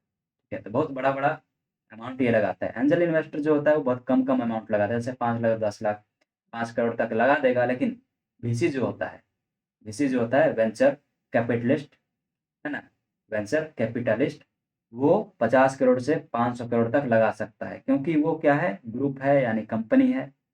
तो वो अपने फ़ायदा कमा रहा है, उसको आपके पास लगा सकता है और शेयर इक्विटी वगैरह ले सकता है। तो दोनों में शेयर इक्विटी लिया जाता है। ठीक है, आपका वीसी हो या फिर एंजल इन्वेस्टर हो, इसमें से भी आपका इक्विटी लिया जाता है, यानी कि शेयर लिया जाता है, कि हमने कितना पैसा उसमें, उस बिज़नेस में इन्वेस्ट कर रखा है, तो उस हिसाब से हम उसका शेयर होल्डर हैं, है ना? कंपनी जैसे बढ़ेगी वैसे-वैसे शेयर भी बढ़ता जाता है, जैसे आप लोग लगाते होंगे, है ना, शेयर मार्केट में। उसी तरीके से इसमें क्या है कि नया-नया होता है तो पैसा मिल जाएगा आपको, है ना? शार्क टैंक इंडिया जो है उसका जो जज वगैरह है ना? तो वो सब भी इसी तरीके से काम करता है, वो सब एंजल इन्वेस्टर एक तरीके से काम करता है, वो पैसा लगाता है है ना? अदर कंपनीज़ पे। मैं किसके बारे में बात कर रहा हूँ? Shark tank India. Shark tank India जो है वो क्या है? आप लोगों को पता होगा, है ना? अगर आप उनके कोई वीडियो देखते होंगे या फिर कहीं देखे होंगे कुछ तो। तो वो जो है, वो नए-नए आइडिया इनोवेशन को, है ना? कह सकते हैं प्रूव करते हैं और वहाँ अगर वो आइडिया अच्छा लगता है उनको, तो वहाँ पे वो पैसा उसमें लगाते हैं। उस तरीके से यहाँ पे काम चलता है, ठीक है? फिर हम लोग चलते हैं बैंक लोन के बारे में। बैंक जानते हैं, है ना? बोलते-बोलते अपना झारखंडी भाषा आ ही जाता है। कितना भी हिंदी लें, कितना भी इंग्लिश लें, पता है ना? तो यहाँ पे देखिए ट्रिपल एफ मैं बताऊँगा लेकिन उससे पहले हम लोग बेसिक लोन के बारे में बात करते हैं। तो लोन हम लोग कहाँ से ले सकते हैं? बैंक से ले सकते हैं। ग्रांट्स जो होता है ग्रांट्स जो होता है वो होता है गवर्नमेंट के द्वारा दिया जाता है ना? गवर्नमेंट से दिया जाता है और ग्रांट देने के साथ वो इसमें से कुछ हेल्प करता है। जैसे कि अभी कोई-कोई योजना चल रहा है झारखंड में, तो उसमें से अगर आप चाहते हैं लगाना पैसा, मुझे याद नहीं आ रहा है झारखंड में, है ना? अभी जो हुँ, हेमंत सोरेन है, उनके द्वारा कुछ-कुछ नया-नया, है ना? ये शुरू किया गया है, तो वो सब हो गया ग्रांट्स, ठीक है? उसमें कुछ पैसा सरकार देती है और उसको आप, है ना? जब आपका बिज़नेस बड़ा हो जाता है, तो वो पैसा माफ़ करते हैं, ठीक है? ऐसे-ऐसे। फिर ट्रिपल एफ में होता है आपका फ्रेंड, फैमिली, ठीक है? फ्रेंड, फैमिली और कौन? और फूल बोलते हैं उसको। फ्रेंड, फैमिली और फूल बोलते हैं ट्रिपल एफ। फ्रेंड, फैमिली, फूल। फ्रेंड, फैमिली, फूल क्या हुआ? यानी कि फ्रेंड से आप ले सकते हैं पैसा अपने दोस्तों से, अपने फैमिली में ही उधार ले सकते हैं किसी से, फिर जब होगा पैसा तो आप दे दीजिए, वहाँ पे क्या है कि इंटरेस्ट नहीं लगेगा आपका, आप इंटरेस्ट नहीं दे रहे हैं। फूल यानी कि कोई व्यक्ति है, देखा आपका आइडिया और बोला कि हमको लगाना है और आपने लगा दिया, है ना? और लगाने के बाद क्या है कि वो उसमें से अपना इक्विटी वगैरह नहीं ले रहा है, ऐसा भी होता है। फिर क्राउड फंडिंग आता है, क्राउड फंडिंग क्या होता है? तो क्राउड फंडिंग आपने देखा होगा कभी यूट्यूब पे स्क्रॉल करते-करते, लोग ऐसे वीडियो लगा देते हैं, ठीक है? मतलब लाइव हो जाते हैं और ऐसे स्कैनर लगा देते हैं, बोलते हैं भैया मुझे पढ़ना है, मुझे, है ना? ₹10 डोनेट कीजिए, ₹20 डोनेट कीजिए। देखे होंगे आप लोग, ठीक है? लाइव लगाकर, मुझे ₹10 दीजिए, ₹20 दीजिए, मैं गेम खेल रहा हूँ, मुझे इतना चाहिए, उतना चाहिए या फिर मैं बिज़नेस स्टार्ट करना चाहता हूँ, तो वो हो गया क्राउड फंडिंग। वैसे थोड़ा अलग चीज़ में आता है ना? बाकी आप इसको एग्ज़ाम में लिख सकते हैं, बहुत अच्छा है, ठीक है? तो हम आगे नहीं चलते हुए सारा चीज़ यहीं पे एक्सप्लेन कर दिए हैं। अगर आप लोगों को देखना है तो यहाँ पे आप लोग यहाँ पढ़ सकते हैं एक-एक करके। मैं आगे बढ़ाता हूँ, ठीक है? चलिए नेक्स्ट। उसके बाद हम लोग क्या करेंगे बिज़नेस स्ट्रक्चर चूज़ करेंगे। बिज़नेस स्ट्रक्चर चूज़ करने का मतलब क्या है ना? बिज़नेस का स्ट्रक्चर चूज़ करने का मतलब क्या हुआ? तो बिज़नेस हम लोग अगर करेंगे तो उसका एक स्ट्रक्चर होना चाहिए। स्ट्रक्चर का मतलब ये होता है कि अगर आप मार्केट में जाते हैं, आप बिज़नेस शुरू करते हैं, तो आप रूल्स रेगुलेशन क्या रखते हैं? है ना? आप पैसा लगा रहे हैं या फिर ज़िम्मेदारी उस, है ना, बिज़नेस का किसके पास रहेगा? इसको बोलते हैं बिज़नेस स्ट्रक्चर, ठीक है? कि उसका ज़िम्मेदारी किसके पास रहेगा? अगर कल को कंपनी करप्ट हो गई तो पैसा कौन देगा बैंक को? है ना? सरकार को कौन रिस्पॉन्सिबल रहेगा? अगर कल को किसी कारणवश आपका कंपनी बंद हो गया, किसी गलत काम करते हुए पकड़ा गया, तो रिस्पॉन्सिबल कौन रहेगा? ओनर उसका कौन रहेगा? इसके बारे में हम लोग बात करते हैं इसमें, ठीक है? In the market there are various type of business structure with the help of this, है ना? यहाँ पे हम लोग समझेंगे। तो इसका मतलब आप समझ गए कि उसका टैक्स कौन देगा? रिस्क अगर कुछ होता है तो वो कौन भरेगा? समझ रहे हैं ना? कि उसका रिस्क कौन देगा? तो इसी के लिए बिज़नेस का एक स्ट्रक्चर होता है। तो यहाँ पे गिनकर 4 स्ट्रक्चर होते हैं जिसमें से यहाँ पे 3 ही यहाँ पे ऐड किया गया है, कोई बात नहीं। अ, ओके, ठीक है। तो 3 ही यहाँ पे ऐड किया गया है, कोई दिक्कत नहीं। तो यहाँ पे कौन-कौन है? पहला है सोल प्रॉपर्टीज़, सेकंड है पार्टनरशिप और थर्ड है एलएलसी और एक और है पीवीटी एलटीडी जो आपने देखा होगा अधिकतर जगह में, पीवीटी एलटीडी। कोई भी प्राइवेट कंपनी जाइए तो वहाँ पे क्या मिलेगा आपको? उसके लास्ट में ऐड रहेगा पीवीटी एलटीडी। ये भी इसी में से आता है, स्ट्रक्चर में आता है, ठीक है? तो सोल पा प्रो है ना? पार्टनरशिप कह सकते हैं या फिर प्रोपर्टियरशिप, ठीक है। क्या होता है? सोल प्रोपर्टियरशिप, है ना? तो किसको बोलते हैं सोल प्रोपर्टियरशिप? तो सोल प्रोपर्टियरशिप बोलते हैं उसको जहाँ पे एक अकेला व्यक्ति हैंडल करता है, एक अकेला आदमी मालिक होता है वहाँ का, उसको क्या बोलते हैं? उसको बोलते हैं sole proprietorship. Okay, like one man army, एक ही आदमी सारा काम कर देगा। जैसे कि अच्छा वाला एग्जांपल देते हैं भाई। कौन? स्पाइडरमैन, जो कि क्या है? इंडिया का नहीं है भाई, यहाँ से चुरा के लेके आ गया। तो स्पाइडरमैन अकेले नहीं बचाता है पूरा दुनिया को, कहीं कुछ भी हो रहा है ना? तो अकेले बचाता है। उसी तरह यहाँ भी है कि अगर कुछ भी होता है बिजनेस में तो उसका रिस्पॉन्सिबल कौन रहेगा? वो अकेला आदमी। अब बात करें कि अगर मान लीजिए अकेला आदमी हैंडल करेगा तो पूरा बड़ा कंपनी, बहुत बड़ा क्षेत्र को हैंडल तो नहीं कर सकता है। तो किस टाइप में ज़्यादा ये बेनिफिट रहेगा? तो ये उस टाइप में बेनिफिट रहेगा जैसे कि छोटा-मोटा शॉप है, छोटा-मोटा यूट्यूब चैनल है, छोटा-मोटा फ्रीलांसर्स है जो ऑनलाइन करते हैं, छोटा-मोटा बेकरी है, लोकल टी स्टॉल है। तो ये सब में एक आदमी रहता है जो कि उसका ओनर रहता है, उसके नाम पे रजिस्ट्रेशन रहता है, उसके नाम पे जीएसटी नंबर रहता है, सारा चीज़ उसके नाम पे रहता है, उसका फाउंडर वही रहता है, उसका संचालक वही रहता है ना? सारी रिस्पॉन्सिबिलिटी, पैसा जमा करना है, इन्वेस्ट करना है, फंड कहाँ से लाना है, तो सब एक ही आदमी करता है। बेनिफिट ले रहा है तो एक ही आदमी ले रहा है। तो उसको क्या बोलते हैं? सोल प्रोप्राइटरशिप, ठीक है? ये हो गया। दूसरा है पार्टनरशिप। पार्टनरशिप में क्या होता है? पार्टनर पार्टनर आप लोग जानते हैं, 2 व्यक्ति या 2 से अधिक व्यक्ति मिलकर अगर काम कर रहा है तो बोलते हैं पार्टनरशिप। 2 आदमी या 2 से अधिक आदमी रूम लेके रह रहा है तो उसको बोलते हैं पार्टनरशिप, है ना? तो वही यहाँ पर भी होता है। 2, है ना? क्या लिखा है कि in the partnership the owner of the company can be 2 और मोर पीपल, 2 से या फिर ज़्यादा आदमी रह सकता है। आप रह सकते हैं, आपके फैमिली वाले कोई रह सकते हैं, आप रह सकते हैं, आपके दोस्त रह सकते हैं, आप रह सकते हैं, कोई और व्यक्ति रह सकता है। तो इसको बोलते हैं पार्टनरशिप, ठीक है? इसमें से रिस्पॉन्सिबिलिटी बिज़नेस जो भी है, जितने भी उसमें पीपल हैं, जितने भी उसमें लोग हैं, सबके ऊपर रहता है। कोई भी चीज़ हुआ, है ना? सारी चीज़ें इक्वली डिवाइडेड किया जाता है। चाहे शेयर रहे, चाहे इक्विटी रहे, चाहे प्रॉफ़िट रहे, चाहे डिसीज़न लेना हो, है ना? चाहे इन्वेस्ट करना हो, हर एक चीज़ क्या करना होता है? तो इक्वल होता है। उसमें क्या होता है कि रिस्क जो होता है, रिस्क ज़्यादा रहता है। क्यों रहता है रिस्क ज़्यादा? मान लीजिए कि ट्रस्ट नहीं रहा आपका, आपके पार्टनर के ऊपर, है ना? आपके साथ जो बिज़नेस कर रहा है उसके ऊपर, पार्टनर मैं बोल रहा हूँ, गलत सेंस में मत लीजिएगा। तो पार्टनर के ऊपर अगर आपका ट्रस्ट नहीं है, वो चुपके-चुपके, चोरी-चोरी कुछ और कर रहा है, कहीं और जाकर, है ना? कंपनी का जो भी है पैसा इन्वेस्ट कर दे रहा है, खर्च कर दे रहा है, कोई चीज़ छुपा ले रहा है, तो ट्रस्ट नहीं रहा। तो क्या होगा? या फिर वो पैसा लेकर भाग गया, तो सारी चीज़ें क्या होता है कि जो वहाँ पर बचे, जितने भी, अगर एक भाग गया, तो जो वहाँ पर बचे उसके ऊपर रिस्पॉन्सिबिलिटी आ जाती है। वैसे कहने के लिए सबके ऊपर शेयर होता है ना? सबके ऊपर इक्वलिटी, है ना? इक्वली डिवाइड किया जाता है। लेकिन यहाँ पर दिक्कत ये होता है, बनाने में बहुत ईज़ी होता है ना? छोटा-मोटा बिज़नेस, फैमिली बिज़नेस के लिए लॉयर टाइप, डॉक्टर का वर्किंग जो होता है, 3-4 डॉक्टर मिलकर काम कर रहे हैं, तो वो सब में ये छोटा-मोटा जगह में ठीक रहता है ना? जॉइंट अनलिमिटेड लायबिलिटी, इस तरीके से चीज़ों में वो ठीक रहता है, जॉइंट अगर कुछ काम कर रहे हैं तो, ठीक है? उसके बाद हम लोग पढ़ते हैं एलएलसी। अच्छा, मैंने बताया कि अगर पार्टनरशिप आप करते हैं, तो एक व्यक्ति लेके भाग गया, तो क्या होगा? अनदर व्यक्ति क्या करेगा?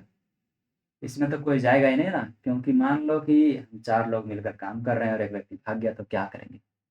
तो उस सॉल्यूशन को सॉल्व करने के लिए दूसरा चीज़ आ गया। क्या लाया गया मैं आगे बताऊँगा, लेकिन उससे पहले, उस चीज़ को समझने से पहले हम लोग को समझना पड़ेगा कंपनी। कौन-सा कंपनी? तो एलएलसी, सॉरी एलएलसी नहीं, एलटीडी, है ना? एलटीडी जो होता है कंपनी, उसको समझना पड़ेगा। अब एलटीडी के बारे में बात करेंगे, यानी कोई कंपनी प्राइवेट लिमिटेड जो होता है, पीवीटी एलटीडी, तो इसके बारे में बात करेंगे, प्राइवेट लिमिटेड के बारे में। प्राइवेट लिमिटेड जो होता है, उसमें क्या होता है कि बिज़नेस आपका जो है, वो किसी एक आर्टिफिशियल पर्सन यानी कि वैसा जो एग्ज़िस्ट नहीं करता है, कोई एक चीज़ के नाम पे रख दिया गया जैसे कि जियो। भाई जियो किसी का नाम तो नहीं है ना? जैसे कि आपका हो गया क्या चीज़? जैसे कि आपका हो गया अदर कोई कंपनी, है ना?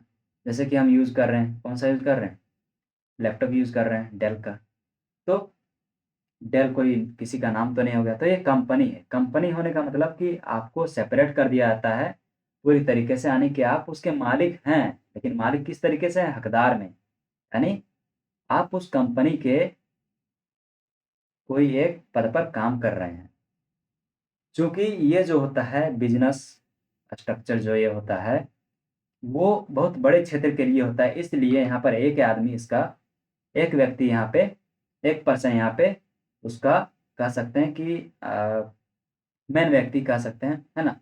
या फिर ओनर नहीं होता, ठीक है? क्योंकि बहुत बड़ा कंपनी तो हर एक चीज़ के लिए उसको अलग-अलग चीज़ में, है ना? अलग-अलग टाइप के व्यक्ति को है ना? यूज़ करना पड़ेगा, काम करना पड़ेगा, तभी हो पाएगा।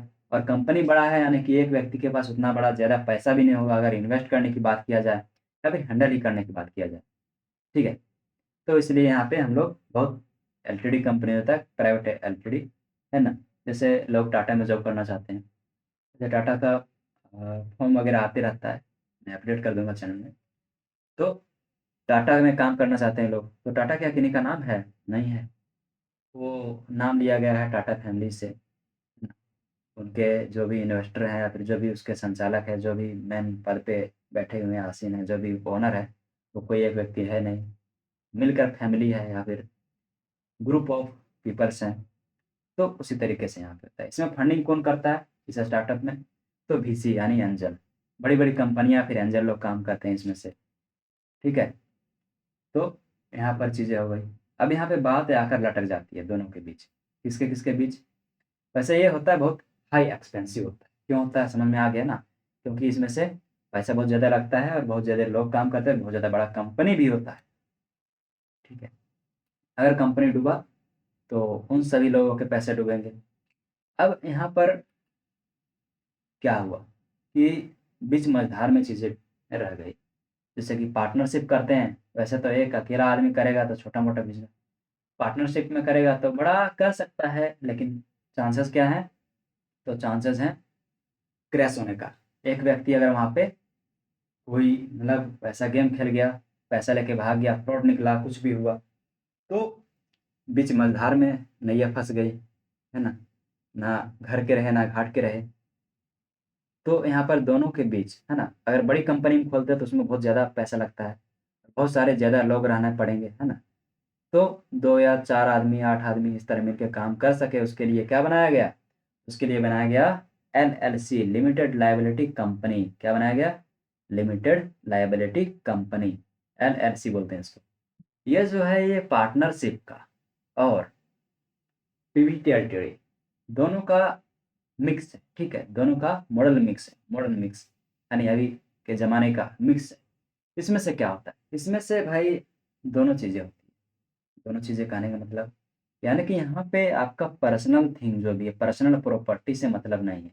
इसमें क्या होता है कि आपका पार्टनरशिप में कि प्रॉपर्टी जो होता है पर्सनल प्रॉपर्टी अगर बैंक से लिया हुआ कर्ज़ा माफ़ नहीं कर पा रहे हैं, तो आपका पर्सनल प्रॉपर्टी पर भी कब्ज़ा कर सकता है। जबकि कंपनी में आपका वैसा नहीं होता है। जो भी कंपनी जितने करोड़ की कंपनी बनी है, उसी से जो भी वसूल करेगा, जो भी उसी का चीज़ को बेच कर खा पाएगा, ठीक है? तो वही चीज़ें। तो उस दोनों चीज़ों को हल करने के लिए इसमें पर्सनल प्रॉपर्टी जो है वो सेफ रहता है कभी भी कोई भी तरीके से, है ना? जैसे कि कोई अगर कंपनी बैंकरप्ट होता है तो इसमें क्या किया जाता है? तो बिज़नेस को और बिज़नेसमैन को दोनों को सेपरेट कर दिया जाता है ना? यानी कि दोनों का मिक्स कर दिया जाता है। सीधा-सा मतलब आप समझ लीजिए कि दोनों को मिक्स कर दिया जाता है। पार्टनरशिप भी आपका रहेगा, छोटा-मोटा कंपनी आप चाहे खोलिएगा तो खोलिए, कोई दिक्कत नहीं। 3-4 मेंबर, 1 मेंबर, 2 मेंबर जितने मेंबर हैं, चलेगा और कंपनी जो है वो सेपरेटली आपका रजिस्टर रहेगा, दोनों रहेगा। फ़ायदा क्या है इसमें?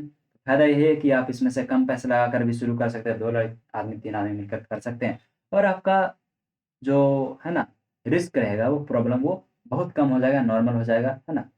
अगर कुछ भी दिक्कत होता है तो अगर कुछ भी दिक्कत होता है तो क्या किया जाएगा कि आपका बैंकरप्ट कंपनी जो है उसी से वसूल किया जाएगा, उसमें जो भी रहेगा, जो भी चीज़ें रहेंगी। समझ में आ गया ना? यहाँ क्या बोल रहा है कि all member get the benefit of company when bank business become bankrupt the bank can not use owners personal property recover the loan data, है ना? लोन डाटा के लिए बैंक कभी नहीं कर सकता ऐसा, ठीक है? An LLC has be separate name bank account etc look professional, professional दिखाने के लिए, जैसे कि हमारा हो गया लर्निंग, क्या हो गया ओपन लर्निंग रेडी, फिर लिमिटेड डाल दीजिए। तो ये क्या हो गया आपका एलएलसी, क्या हो गया? एलएलसी हो गया, है ना? इसमें क्या होगा कि इंडिविजुअल पर्सन काम कर रहा है, 2 व्यक्ति काम कर रहा है और ये सेपरेट है, मेरे नाम से नहीं है। ऐसा तो नहीं है कि मेरे नाम से वो चल रहा है, तो ये सेपरेट है। समझ में आ गया? तो किस कैटेगरी में आ रहा है? एलएलसी में आता है, ठीक है? अगर आप भी अपना बिज़नेस स्टार्ट करना चाहते हैं तो कीजिए। फिर हम लोग पढ़ेंगे importance of business registration and licensing. हाँ भैया, तो आपने दुकान खोल लिया, दुकान में सामान भी मँगवा लिया, क्या किया? दुकान भी खोल लिया, दुकान में सामान भी मँगवा लिया और सारी चीज़ें कर ली, लेकिन भाई लाइसेंस नहीं लिया, रजिस्ट्रेशन ही नहीं करवाया, तो इससे दिक्कत क्या होने वाला है? बताइए। गाड़ी खरीद ले रहे हैं, है ना? पेट्रोल भरवा लिए, चला रहे हैं बिना लाइसेंस के, तो क्या होगा? पकड़ के धो देगी ना पुलिस। रास्ते से ले जाके स्टेशन में रख देगा, जा भाई मज़े लो, ठीक है? महीने 2 महीने, तो वो वाला चीज़ यहाँ पे आ जाएगा। तो लाइसेंस और रजिस्ट्रेशन क्यों ज़रूरी है, उसी के बारे में हम लोग समझेंगे। ओके, तो यहाँ पर the main terms are registration and licensing. When any person start a new business, the main reason are given below. क्या-क्या रीज़न है? तो registration separate you from your business, आपको सेपरेट कर दे रहा है, तो ये रजिस्ट्रेशन में होता है ना? You become 2 different identities, one आपका बिज़नेस और दूसरा आपका पर्सनल जो भी हाउस वगैरह है ना? If you business gets trouble, अगर आपका बिज़नेस कर्ज़ में चला जाता है, ट्रबल डेब्ट में चला जाता है, तो आपका पर्सनल घर वगैरह सारी चीज़ें आपकी सेफ रहेंगी। ये तो हो गया रजिस्ट्रेशन का चीज़। दूसरा चीज़ है, मान लीजिए कल को डाका डला गया, डाका नहीं बोलते उसको, रेड बोलते हैं। पुलिस रेड डाल दिया, आप शराब बेच रहे थे, स देसी शराब बेचे या फिर वो शराब, है ना? तो क्या होगा कि कंपनी सॉरी पुलिस धर के ले जाएगी, बोलेगी आ बाबू चलो, थोड़ा-सा बहुत शराब बेच लिया, थोड़ा-सा चलो जेल में थोड़ा-मोड़ा शराब बनाना। तो ऐसा हो जाएगा, अगर हम रजिस्ट्रेशन नहीं करते और लाइसेंस नहीं लेते। तो ये सारी चीज़ें हैं, ठीक है? लीगल प्रोटेक्शन आपको मिलेगा वहाँ से, क्या होगा? वहाँ से आपको लीगल प्रोटेक्शन रहेगा, अगर आप रजिस्ट्रेशन करवाते हैं तो, है ना? अगर इल्लीगल बिज़नेस वगैरह चलाते हैं तो उसमें भी रिस्क आपका बहुत कम हो जाएगा, बेनिफिट आपका रहेगा, एक शील्ड प्रोवाइड करेगा। कुछ भी होता है तो आप जाकर सीधे केस ठोक सकते हैं, है ना? सीधे आप जाकर केस ठोक सकते हैं कि भाई ऐसा दिक्कत, अगर आप रजिस्ट्रेशन करवाते हैं, लाइसेंस लेते हैं तो।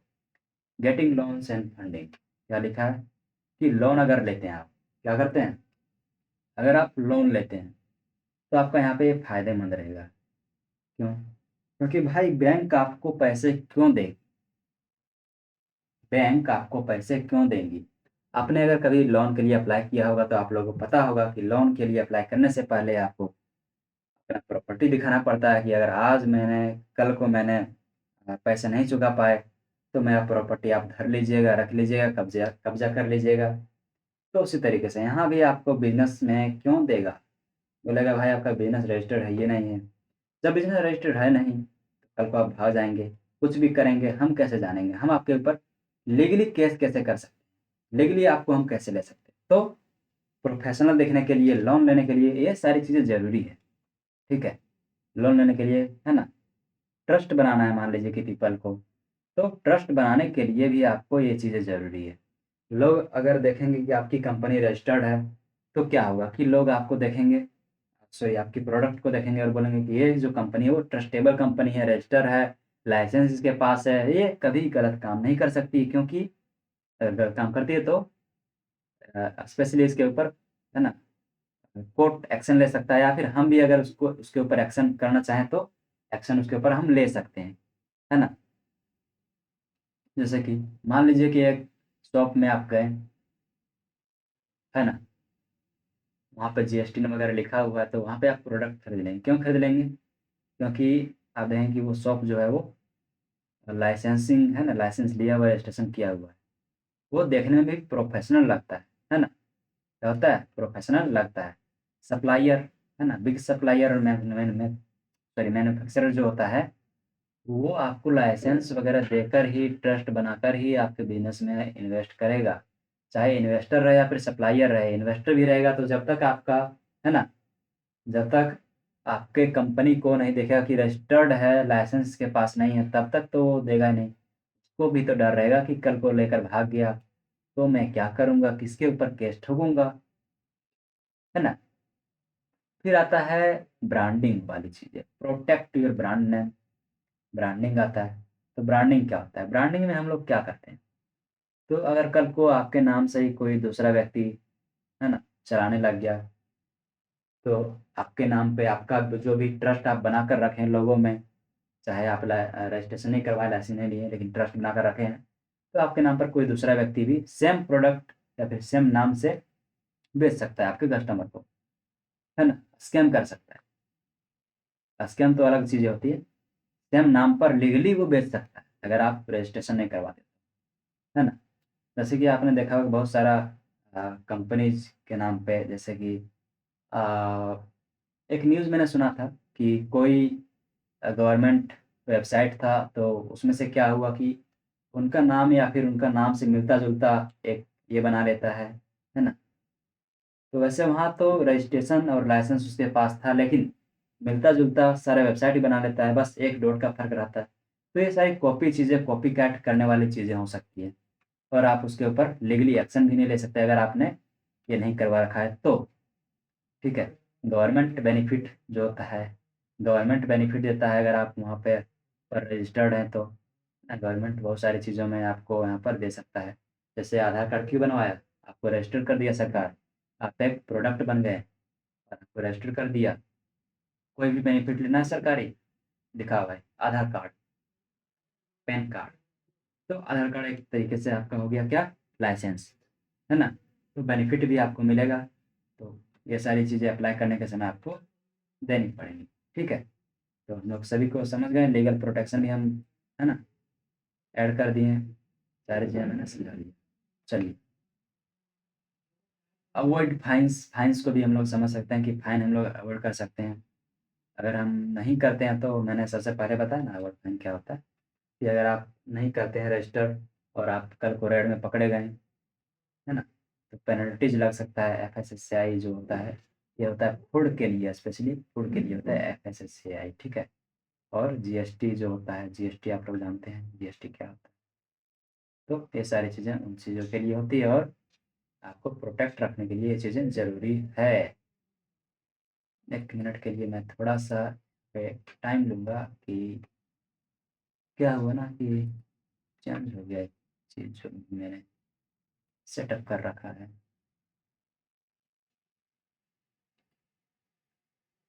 बहुत दिक्कत है यार। बीच मतलब रिकॉर्डिंग करते समय अगर बीच में कुछ दिक्कत आता है ना, बहुत दिक्कत होता है।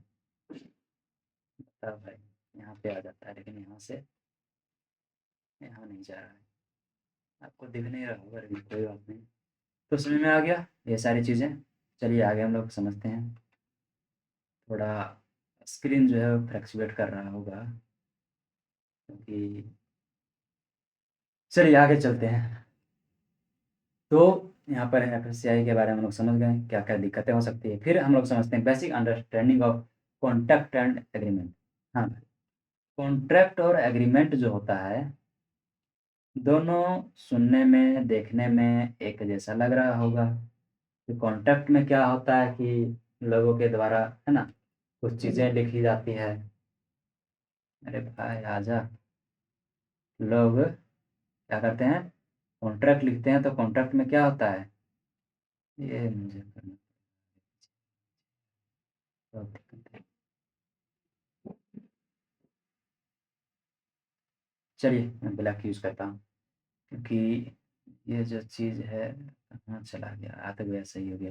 देखिए, तो यहाँ पर क्या है कि कॉन्ट्रैक्ट और एग्रीमेंट जो होता है वो लगभग सिमिलर देखने में लग सकता है, क्योंकि कॉन्ट्रैक्ट का भी मतलब ये होता है कि हम किसी से बॉन्डिंग कर लिए, किसी को कोई चीज़ के प्रति वो चीज़ें हमने करवा ली है। सॉरी, मैंने कुछ बोला और उसने उसके बारे में हाँ कर दिया। जैसे कि क्या है कि कल कॉलेज जाना है, तो अदर व्यक्ति जो आपका दोस्त है वो भी हाँ कर देता है। तो कॉन्ट्रैक्ट और एग्रीमेंट दोनों लगभग सेम लगते हैं, लेकिन दोनों में अलग होता है। यहाँ पर कुछ मैथ वाला चीज़ हो जाता है, जिसमें से जो हम लोग बनाते हैं ये वाला डायग्राम इस तरीके से। क्या है कि ऑल कॉन्ट्रैक्ट जो होते हैं वो एग्रीमेंट हो सकते हैं। जितने भी कॉन्ट्रैक्ट हमारे पास हैं, क्या है, जितने भी कॉन्ट्रैक्ट हमारे पास जो है वो एग्रीमेंट हो सकते हैं। क्या हो सकते हैं? एग्रीमेंट हो सकते हैं। लेकिन जितना भी एग्रीमेंट है वो कॉन्ट्रैक्ट नहीं हो सकते हैं। जितना भी एग्रीमेंट है वो कॉन्ट्रैक्ट नहीं हो सकते। कैसे? चलिए समझते हैं एक एक करके। इस चीज़ को आप लोग सबसे पहले याद रख लीजिए। ये सबसे मेन चीज़ है, कन्फ्यूज़न वाला पार्ट को बिल्कुल दूर कर देगा। और अगर एग्ज़ाम में आप ऐसे लिख देते हैं इसे, मार्क्स मिलना तय है। कह सकते हैं कि क्वेश्चन का 20% मार्क्स इसी में तो आपको मिल जाएगा। ठीक है? स्टेटमेंट अगर आप लिख देते हैं तो। चलिए समझते हैं क्यों दोनों में अलग है और दोनों क्यों सेम है, क्या दोनों में से अलग होती है। तो एग्रीमेंट क्या होता है? एग्रीमेंट जो होता है ना, एग्रीमेंट में आप ऐसा समझिए कि आपने क्या कहा? आपने कहा कि कल मुझे कॉलेज जाना है। चलिए कॉलेज वाली चीज़ें छोड़िए। आपने कहा कि 14 फरवरी को तुम्हें आना है, तो आना है। अब आप जिसे बुला रहे हैं वो चाहे तो आ सकता है, चाहे तो नहीं आ सकता है। आप इसे लिखित ले लीजिए या फिर आप एग्रीमेंट कर लीजिए। ठीक है? कुछ भी कर लीजिए। वो अगर चाहे तो आ सकता है, आ सकती है, और अगर चाहे तो नहीं आ सकता है, सकती है। ठीक है? अगर नहीं आता है तो क्या आप उसके ऊपर लीगली एक्शन ले सकते हैं? नहीं ले सकते। ठीक है? तो ये चीज़ें होती है क्या? एग्रीमेंट होती है ना? An agreement is a simple mutual friendly understanding समझौता बिटवीन टू पीपल। दोनों दो व्यक्ति के बीच फ्रेंडली समझौता होता है। इसमें कंपनी जो होता है ना, an agreement is not always legally है ना बाइंडिंग। यानी अगर आप एग्रीमेंट करते हैं तो वो कभी लीगली नहीं होता है, कोर्ट अप्रूव नहीं करता है। ये किस पे होता है? तो ट्रस्ट के ऊपर होता है, ना कि लॉ के ऊपर होता है। ठीक है? ये कैसे हो सकता है? तो इन्फॉर्मल हो सकता है, बोल सकता है ना, इन्फॉर्मेशन टाइप में हो सकता है, ओरल हो सकता है, रिटन हो सकता है। तो इसमें आप किसी को कह नहीं सकते हैं क्या है ना, कि आपने ये क्यों नहीं किया। ठीक है? चलिए समझ में आ गया ना? तो ये हो गया एग्रीमेंट। अब एग्रीमेंट और कॉन्ट्रैक्ट में सेम बस यही है कि दोनों के अंदर ट्रस्ट नहीं, दोनों के अंदर एग्री करना होता है कि मैंने जो भी चीज़ें बताई है, मैंने अगर कल को आने के लिए कहा है तो आप आएँगे। ये चीज़ें दोनों में होती है। उसके आगे कॉन्ट्रैक्ट में क्या अलग होता है? तो कॉन्ट्रैक्ट में अलग ये होता है कि अगर आपने कहा कि कल को आना है, और कैसे आना है? कल आना है और क्या करना है? मैंने मैं आपको 100 रुपीज़ दूँगा और आप मुझे गिफ्ट दीजिएगा। है, ये कुछ मैच नहीं हुआ। चलिए 100 रुपीज़ का गिफ्ट आता है, आता तो है, बहुत सस्ता गिफ्ट मैंने दे दिया। ठीक है? तो ये गलत बात है। चलिए गिफ्ट नहीं दूँगा। चलिए 100 रुपए मैं कल दूँगा आपको, और आपको क्या देना है? तो आपको एक डेयरी मिल्क का चॉकलेट दे देना है। चलिए, तो डेयरी मिल्क का चॉकलेट दे देना। 100 रुपए का आता है भाई, इतना बड़ा होता है, इतना बड़ा मैंने देखा है। वो बात अलग है कि मैंने कभी खरीदा नहीं है, क्योंकि रीज़न बिहाइंड होना चाहिए कुछ ना, ये अलग चीज़ होती है। तो मान लीजिए कि मैंने बोला, चलिए ये तो हो गई दोनों चीज़ें। अब वो चाहे तो नहीं ला सकता है, चाहे तो ला सकता है। लेकिन अगर हम कॉन्ट्रैक्ट करते हैं तो कॉन्ट्रैक्ट में क्या होता है कि हम उसमें रूल को अप्लाई कर सकते हैं, लीगल रिस्पॉन्सिबिलिटी दे सकते हैं उसको, कोर्ट से वो चीज़ें अप्रूव करवा सकते हैं। ये चीज़ें सिर्फ़ इमोशन वगैरह के अंदर नहीं होती है। ये जो चीज़ें होती है वो इमोशन के अंदर नहीं होती है। मैंने एग्रीमेंट बोला है और उसमें से एक लॉ भी अप्लाई किया है, तो बन गया क्या? कॉन्ट्रैक्ट बन गया है ना? A contract is an agreement then law recognize is unbreakable, go to court। ठीक है? समझ में आ गया? तो इसमें से कोर्ट जो है वो एक्शन ले सकता है अगर आपने वो चीज़ें फुलफ़िल नहीं की तो। यानी कि एग्रीमेंट को अगर ऐड करते हैं एग्रीमेंट में हम कुछ रूल्स, कुछ नियम, कोर्ट को ऐड करते हैं, कोर्ट के है ना, कोर्ट से आप कोई चीज़ें फॉर्मल रिटर्न लिखवा लेते हैं तो अगर आप वो चीज़ें करते हैं तो क्या होगा कि वो आपका बन जाता है कॉन्ट्रैक्ट। दोनों में बस सिमिलरिटी यही है और डिफरेंस यही है, ठीक है? इसमें लीगल रिस्पॉन्सिबिलिटी होती है, यानी अगर तुम नहीं करोगे तो मैं तुम्हें जेल में डाल दूँगा। Okay, if someone break a contract, चलिए ये मैंने बता दिया। तो ये जो होता है वो फॉर्मल होता है, रिटर्न होता है, जबकि ये चीज़ें होती हैं इनफॉर्मल होता है, मतलब व्हाट्सएप पे लिख के भेज दिया कि भाई कल मिलना ही मिलना है, 14th ऑफ फरवरी को मिलना ही मिलना है, और कॉल करके बोल दिए, रिटर्न लिख कर भेज दिए, जो भी है। तो ये सारे दोनों में है ना क्या होते हैं, अलग अलग होते हैं, ठीक है? चलिए डेयरी मिल्क को हटाते हैं और आगे चलते हैं, क्योंकि डेयरी मिल्क से अपना घर चलने वाला है नहीं। वो बात अलग है कि डेयरी मिल्क का अगर दुकान खोल लेते हैं तो हमारा घर चल जाएगा, लेकिन डेयरी मिल्क किसी को देकर और किसी को लेकर नहीं चलेगा। तो चलिए आगे देखते हैं। नेक्स्ट है, हाँ, मैं एक चीज़ बताने के लिए भूल गया हूँ उसमें से, कि इसमें से क्या-क्या होती है, तो 4 चीज़ें होती हैं ज़रूरी। ऑफ़र एंड एक्सेप्टेंस, है ना? अगर आप कॉन्ट्रैक्ट बनाते हैं तो यानी आप, मैं ऑफ़र कर रहा हूँ और आप एक्सेप्ट कर रहे हैं। फिर इसमें से लीगल रिलेशनशिप, है ना, बनाना पड़ता है, यानी कि दोनों को जानना चाहिए कि अगर हम ये चीज़ें छोड़ते हैं या फिर ये चीज़ें इस लॉ को तोड़ते हैं तो हमें क्या पनिशमेंट मिलने वाली है, क्या हमें रिटर्न देना है। ठीक ठीक है। फिर लॉफुल कंसिडरेशन, यानी कि अगर हम लॉ तोड़ दे रहे हैं तो हमें पैसा देना है, प्रोडक्ट देना है, क्या देना है, ठीक है। फिर कॉम्पिटेंस, यानी कि भाई आप ये काम कर सकते हैं, लेकिन किसके साथ कर सकते हैं? ये जो है, अगर आप कॉन्ट्रैक्ट बना रहे हैं, एग्रीमेंट बना रहे हैं तो किसके साथ करेंगे?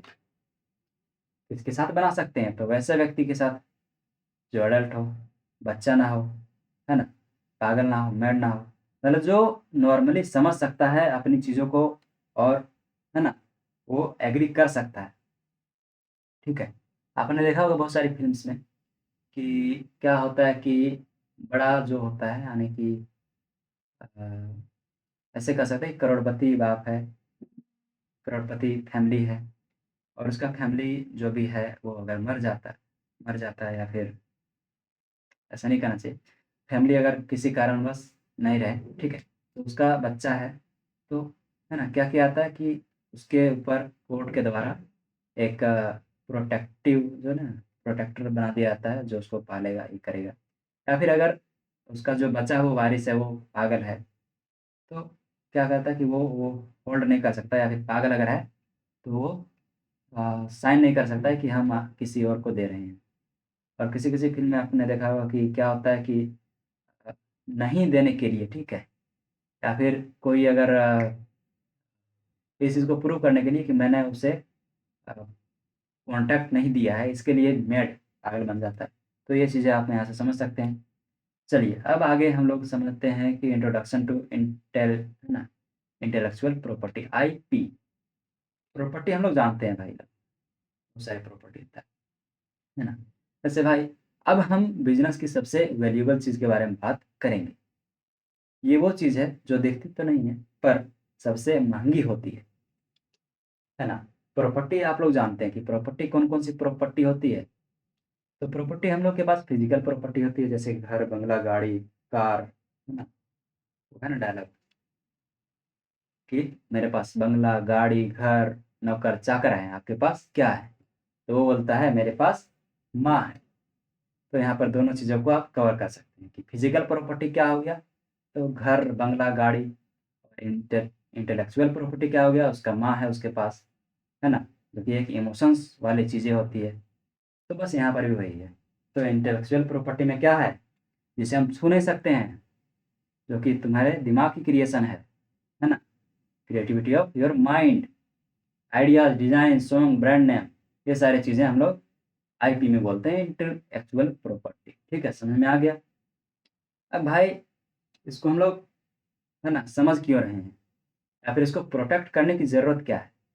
मान लीजिए कि कल को आप फ्लाइंग कार बना लेते हैं, बहुत अच्छी फ्लाइंग कार बना लेते हैं। साथ में आपका दोस्त भी है जो रिसर्च कर रहा था उसके ऊपर या फिर दूसरे चीज़ के ऊपर। अब उसने देखा कि भाई उसने तो बना लिया, हम जस्ट कॉपी कर ले रहे हैं। तो आपका 10 साल में अगर आप मिलकर बनाते हैं, 10 साल में आप फ्लाइंग कार को बना रहे हैं, जो कि पॉसिबल है या नहीं है वो इंजीनियरिंग साइंस में अलग चीज़ की बात है। तो बना लेते हैं तो क्या कि आपका दोस्त उस चीज़ को, है ना, चोरी कर सकता है। तो उससे बचाने के लिए आपका 10 साल का मेहनत बर्बाद हो जाएगा ना, अगर आपका दोस्त चोरी कर लेता है, कोई भी चोरी कर लेता है तो उसको बचाने के लिए ये सारी आईपी लॉ बनाए गए हैं, ठीक है? समझ में आ रहा है? तो 4 ठो हमारे पास आईपी प्रॉपर्टी होते हैं, है ना? जिसको हम लोग क्या करवा सकते हैं? कानून के द्वारा प्रोटेक्ट करवा सकते हैं। देखिए क्या लिखा है, you cannot touch it, it is है ना, इट एग्जिस्ट। जो भी मैंने बताया वही सारी चीज़ें, तो मैं इसके ऊपर नहीं जाऊँगा, ठीक है? तो पेटेंट जो होता है, पेटेंट क्या होता है? यहाँ पे 3 कैटेगरीज़ है ना, लेकिन मैं आपको यहाँ पे 4 कैटेगरी बता रहा हूँ। क्या है यार, बहुत सारी चीज़ों में छोड़ दिया गया है, कोई बात नहीं। यहाँ पे एक ठो है ट्रेड सीक्रेट, जो कि मतलब उतना मेहनत, मतलब उतना ज़रूरी चीज़ नहीं है, इसलिए यहाँ पे शायद मेरे ख्याल से ऐड नहीं किया। तो पहला है पेटेंट। पेटेंट क्या होता है? आप लोगों ने सुना होगा कि जेम्स बॉन्ड या फिर किन्हीं औरों ने बनाया, है ना, बल्ब बनाया या फिर और कोई चीज़ बनाया है, तो उसको पेटेंट करवाया जाता है। पेटेंट का मतलब कि आप उसको एक तरीके से रजिस्टर करवा दे रहे हैं सरकार के नज़र में, वर्ल्ड के नज़र में। और जब आप पेटेंट करवा लेते हैं, आप वहाँ पे रजिस्ट्रेशन करवा लेते हैं, तो 20 साल तक आपका जो है कोई कॉपी नहीं कर सकता आपका डिज़ाइन। तब तक आप जो चाहें, जैसे आप मतलब हैंडल करना चाहें, आप जिसको उसका कॉपीराइट या फिर जो भी जिसको भी आप उसका, है ना, डिज़ाइन कॉपी करने का ये देंगे, जिसको बनाने के लिए देंगे, वही कर सकता है, ठीक है? तो ये कहाँ क्या होता है, जैसे कि इंक्लूड मशीन्स, है ना, केमिकल फ़ॉर्मूलाज़, टेक्निकल प्रोसेस, है ना, डिज़ाइन जो भी है, तो उन सब चीज़ों को नहीं कर सकता कॉपी, इसलिए हम लोग पेटेंट करवाते हैं। जैसे कि आईफ़ोन की टेक्नोलॉजी, कोरोना वैक्सीन, ये सारी चीज़ें पेटेंट हो चुकी है। इसको आप, आपके पास ये चीज़ें हैं, आप जानते हैं कि किस टेक्नोलॉजी पे काम कर रहा है, लेकिन क्या है, पेटेंट है। आप उसको यूज़ नहीं कर सकते हैं, यूज़ अगर करते हैं तो घर के ले जाएगा। कौन? तो ससुराल वाले, समझ गए होंगे। आजकल थोड़ा मैं फ्रेंडली फ्रैंकली बात कर रहा हूँ, तो इससे किसी को दिक्कत होना नहीं चाहिए, है ना? नेक्स्ट है ट्रेडमार्क या फिर कॉपीराइट। चलिए कॉपीराइट के ऊपर बात करते हैं। तो कॉपीराइट आप लोग समझते हैं, अगर आप लोगों ने कभी यूट्यूब में या कहीं भी कोई वीडियो अपलोड किया होगा, ख़ास करके वीडियो सॉन्ग वाली किसी और की वीडियो को, तो आपके पास आता है क्या? कॉपीराइट स्ट्राइक, है ना? तो ये किसके ऊपर अप्लाई होता है? तो ये प्रोटेक्ट प्रोटेक्ट करता है creative works like videos, books, मई म्यूज़िक, सॉफ्टवेयर कोड, पेंटिंग्स, है ना?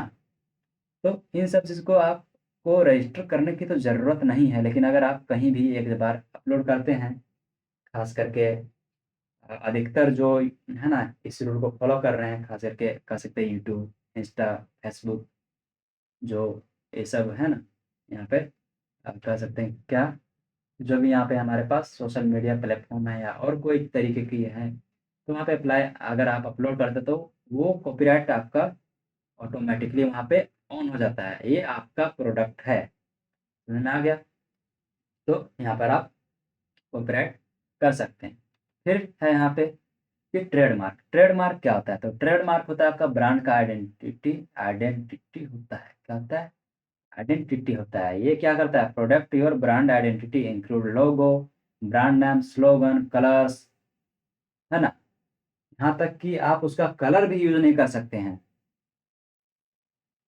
ख़ास करके आपने देखा होगा कि फेसबुक का कलर कौन-सा है? White and blue. तो उसको कोई और ये नहीं कर सकता है। ब्रांड का लोगो कोई और दूसरा, है ना, यूज़ नहीं कर सकता। उसका आपने देखा होगा कि फेसबुक अगर आप यूज़ करते हैं तो व्हाइट एंड ब्लू के अलावा वहाँ पे दूसरे कलर्स आपको नहीं मिलेंगे। तो ये उसका हो गया क्या? Colour coding. स्लोगन, स्लोगन क्या होता है? स्लोगन मैंने पहले बताया था कि ज़ोमैटो क्या बोलता है? I am delivered in 30 minutes, 30 minute में आपको घर तक पहुँचा दिया जाए। ये उसका स्लोगन हो गया, इसको कोई और कॉपी नहीं कर सकता है। ब्रांड का नाम, है ना? ज़ोमैटो, स्विगी और कोई, है ना? एप्पल का लोगो, एमसी डोनाल्ड का एम जो लिखा हुआ है, एम कैसे लिखा हुआ है? देखा आपने ना? टेढ़ा करके लिखा हुआ है, तो उसको कोई कॉपी नहीं कर सकता है। समझ में आ गया? चलिए, कॉपीराइट हो गया, ट्रेड सीक्रेट। ट्रेड सीक्रेट होता है एक, जो कि कहीं पेटेंट नहीं करवाना होता, ना किसी को बोलना होता है, ना कहीं पे रजिस्ट्रेशन करवाना होता है। लेकिन उसका कुछ नुस्खा जो होता है वो सीक्रेट रखना होता है। लाइक कोको कोला का रेसिपी जो होता है दुनिया में सिर्फ 2 आदमी जानता है, ये फैक्ट है। और क्या बोलते हैं उसको? ये एक राज है, ठीक है? केएफसी का मसाला, तो ये सब चीज़ें जो है क्या होता है, क्या बोलते हैं उसको? तो उसको बोलते हैं सीक्रेट रूल्स, सीक्रेट रेसिपी। तो उसी तरीके से सीक्रेट चीज़ें होती है, जिसको आप सीक्रेट रख सकते हैं और उसको कोई कॉपी नहीं कर सकता है। चलिए, समझ में आ गया? चलिए नेक्स्ट हम लोग समझते हैं की ऑपरेशनल कंसिडरेशन। तो की ऑपरेशनल कंसिडरेशन कहने का मतलब क्या? यहाँ पर हम लोग ऑपरेशनल के बारे में समझेंगे, यानी कि ऑपरेशन जो हम लोग करेंगे, कौन-सा ऑपरेशन? थिएटर वाला? ओटी वाला? नहीं भाई, ओटी वाला नहीं। तो जो यहाँ पे हम लोग ऑपरेशन, यानी कि जो भी हम लोग काम करेंगे, जो भी हमारा जो भी हमारा जिस तरीके से बिज़नेस का मॉडल चलेगा, बिज़नेस चलेगा, जिस तरीके से वो काम करेगा, उसके ऊपर ये सारी चीज़ें यहाँ पे हम लोग बेस्ट करेंगे। यहाँ पर एक चीज़ मैंने क्या किया है कि मिस किया है। मैं भी लाइव में यानी वीडियो बनाते हुए मैं कर पाऊँ तो बेटर है। अ, देखते हैं। पेस्ट इन देयर, पेस्ट हुआ कि नहीं हुआ? अ, हुआ तो नहीं है। चलिए कोई बात नहीं, मैं यहाँ पे समझा दूँगा, ठीक है? इन चीज़ों से समझा दूँगा, क्या चीज़ें होती है ये, ओके? तो यहाँ पर हम लोग की कंसिडरेशन समझेंगे, यानी कि हम लोग अगर काम करते हैं तो हमें क्या-क्या चीज़ों की ज़रूरत पड़ेगी, कैसे-कैसे हम लोग काम करेंगे, उसके बारे में यहाँ पे हम लोग बात करेंगे, ठीक है?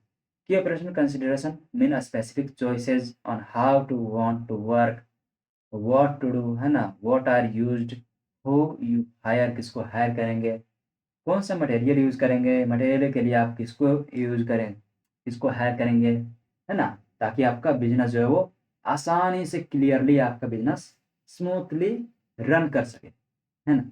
तो उसके लिए हम लोग क्या करते हैं, तो पहला मेथड है सप्लाई चेन। सप्लाई चेन समझो, आप लोग जानते होंगे सप्लाई चेन में क्या होता है। We know that the network of all activity, organization and resource to deliver the product to the customer is known as supply chain. इसको क्या बोलते हैं? सप्लाई चेन बोलते हैं। ऑर्गेनाइजेशन वगैरह में जो भी एक्टिविटीज़ हो रही हैं, जैसे नेटवर्क से काम लिया जा रहा है, उसको हम लोग बोलते हैं। जैसे कि यहाँ पे क्या है कि रॉ मटेरियल सबसे पहले हम लोग को मिलता है, तो रॉ मटेरियल हम लोग किसी से खरीदते हैं। तो रॉ मटेरियल हम लोग किसी से खरीदते हैं, रॉ मटेरियल हम खुद से तो प्रोडक्शन नहीं करेंगे, किसी ना किसी से खरीदना पड़ेगा। अब, है ना? फिर यहाँ पर क्या होगा कि फिनिश करना पड़ेगा, उन चीज़ों को फिनिश करवाना पड़ेगा। फिर वहाँ से डिस्ट्रीब्यूट करना पड़ेगा। फिर डिस्ट्रीब्यूट करने के बाद वो रिटेलर के पास जाएगा, रिटेलर कस्टमर को वहाँ पर देगा।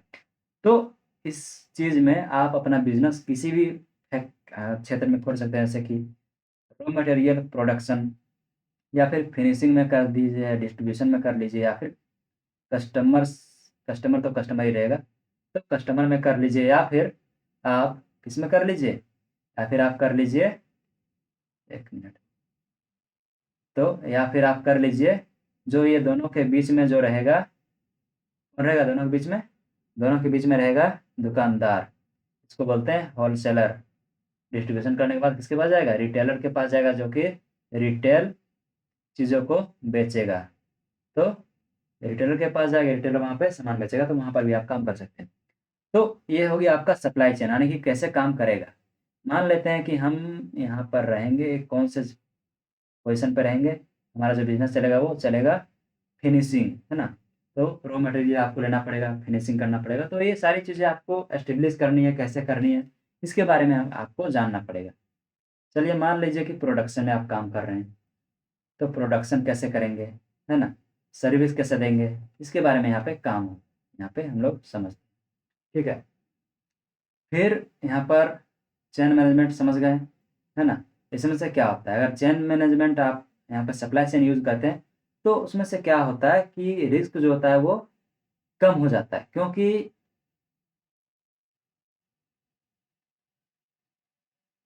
रिस्क कम नहीं मतलब थोड़ा ज़्यादा हो जाता है, क्योंकि आपका चेन में चल रहा है।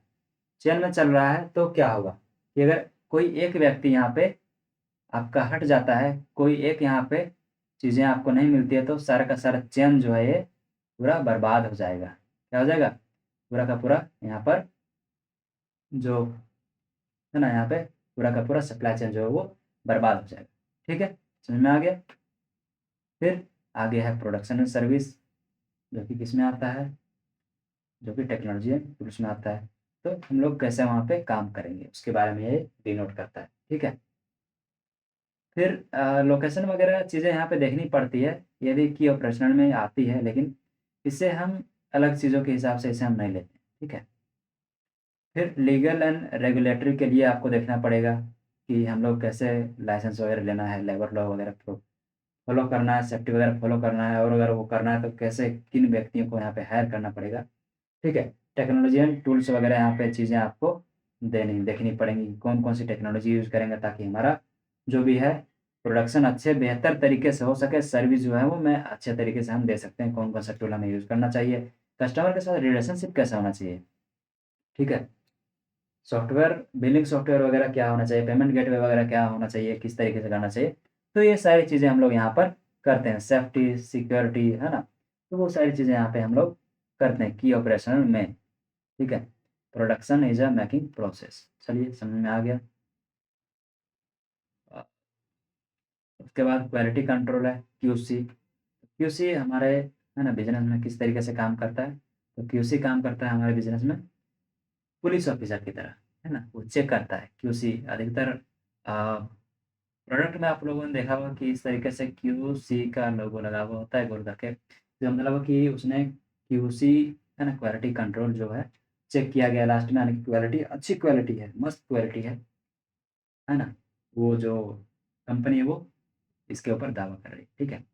तो इससे क्या होता है कि इससे प्रोडक्ट अच्छा है, नहीं है, इसके बारे में फाइनेंशियल इंस्पेक्शन में बताया जाता है। वैसे बहुत सारी चीज़ें होती है ना कि कहीं पे प्रोडक्शन चेन में आपका गड़बड़ी हो गया तो उससे प्रोडक्ट खराब निकल सकता है, तो उसके लिए क्यूसी किया जाता है ना? तो ये क्रूशियल चीज़ें आपके पास यहाँ पर हो गई, ठीक है? बहुत ज़रूरी स्टेप है। चलिए, नेक्स्ट है building an effective funding team. अब बात रह गया कि भाई आपने सब कुछ कर लिया, है ना? तो एक बात बता कि क्या तुमने कभी एवेंजर्स मूवी देखी है? इसमें आयरन मैन अकेला दुनिया को नहीं बचा सकता था, है ना? अकेले बचा सकता था? नहीं ना। तो वो क्या करता है, यूज़ करता है कैप्टन अमेरिका, है ना? हुल्क वगैरह के मतलब अलग-अलग लोगों को थॉर की हुल्क की ज़रूरत पड़ती है। तो वैसा ही यहाँ पर भी है ना? तो आपको फंडिंग टीम की आवश्यकता पड़ेगी, फंडिंग टीम बनानी पड़ेगी, ठीक है? तो जब भी स्टार्टअप आप शुरू करते हैं, तो यहाँ पे आपको बनानी पड़ेंगी, इफ़ेक्टिव रहनी चाहिए, है ना? काम कर सकती है अच्छे से। तो ज़रूरत इसका इसलिए है क्योंकि ताकि प्रोडक्ट हम लोग बनाएँगे, है ना? प्रोडक्ट बेचना है, प्रोडक्ट को सुंदर दिखाना है, डिज़ाइन के हिसाब से, सेलिंग के हिसाब से, है ना? कोडिंग, मेकिंग जो भी चीज़ें होती है, तो सब काम एक व्यक्ति नहीं कर सकता है। इसके लिए आपको एक टीम बनाना पड़ेगा, फाउंडिंग करना पड़ेगा। क्या करना होगा? फाउंडिंग करना पड़ेगा एक टीम का। एक टीम का, है ना? बेस तैयार करना पड़ेगा, इफेक्टिव टीम बनाना पड़ेगा ताकि है ना? ताकि आपको अच्छे से अच्छे रिज़ल्ट उसका मिल सके। जैसे कि परफेक्ट फ़ॉर्मूला कह सकते हैं, हैकर हसलर विस्पर। इसके ऊपर है ना, अगर तो एग्ज़ाम में इसको लिखते हैं तो आपको अच्छे से मार्क्स मिल सकता है। मैंने इस एग्ज़ाम्पल को यहाँ पे नहीं लिया है ना? रीज़न में है, कुछ दिक्कत है, तो हमने यहाँ पर लिया नहीं है, ठीक है? लेकिन यहाँ समझिए, हैकर क्या होता है? हैकर मीन आपका ब्रेन, सीटीओ, चीफ क्या है? चीफ टेक्नोलॉजी क्या बोलते हैं? Chief technology officer. मैं पहले लिख लेता हूँ। पहला क्या है? हैकर, हसलर, ठीक है? हसलर और थर्ड क्या है? थर्ड है हमारा हिपस्टर। ठीक है, हिपस्टर। सबको एक एक करके डिफाइन कर देंगे क्या होता है। ये एक मतलब एग्जाम्पल है। ठीक है, तो हैकर मतलब वो व्यक्ति जो उसको हैंडल करेगा। ठीक है, उसका मेन ब्रांड ब्रेन यानी सीटीओ। काम क्या रहेगा? तो कोडिंग करना रह जाएगा, प्रोडक्ट बनाना रह जाएगा, टेक्निकल बग्स फिक्स करना है, वो सारी चीज़ें रह जाएंगी, है ना। तो इसको अपने हिसाब से रहना भी चाहिए पर्सनैलिटी, है ना, कि इंट्रोवर्ट रहे, लॉजिक वाला बंदा रहे, यानी कि कोई भी काम कर रहा है तो लॉजिक उसके पीछे रहना चाहिए। इसको हम लोग बोलते हैं हैकर, है ना। जैसे कि एप्पल में अधिकतर कंपनी यूज़ करती है हस्टलर, इसको बोलते हैं दी वॉइस, यानी कि वो क्या करेगा? तो वो सारी चीज़ें काम करेंगी। मतलब एक व्यक्ति का मान लीजिए कि ब्रेन होता है, किस लिए? कि वो काम करता है, वो सोचता है, वो मेन चीज़ें देखती है।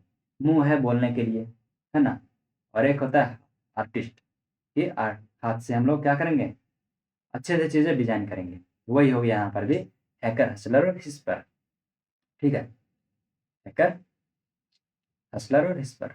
आप चाहें तो एग्ज़ाम्पल ये भी ले सकते हैं कि जैसे हमारा शरीर, है ना, काम करता है, जैसे हमारा बॉडी काम करता है, वैसे हम लोग यहाँ पर इसमें ये चीज़ें ज़रूरी है कि हैकर मीन कह सकते हैं कि हम लोग को ब्रेन, है ना, ब्रेन काम करता है तो ब्रेन सोचने में काम करता है। हर एक काम तो कोई एक ही पार्ट काम नहीं कर रहा है। तो ब्रेन काम कर रहा है सोचने का, हाथ काम कर रहा है प्रोडक्ट बनाने के लिए, और हसलर मुँह, है ना, बात करने के लिए।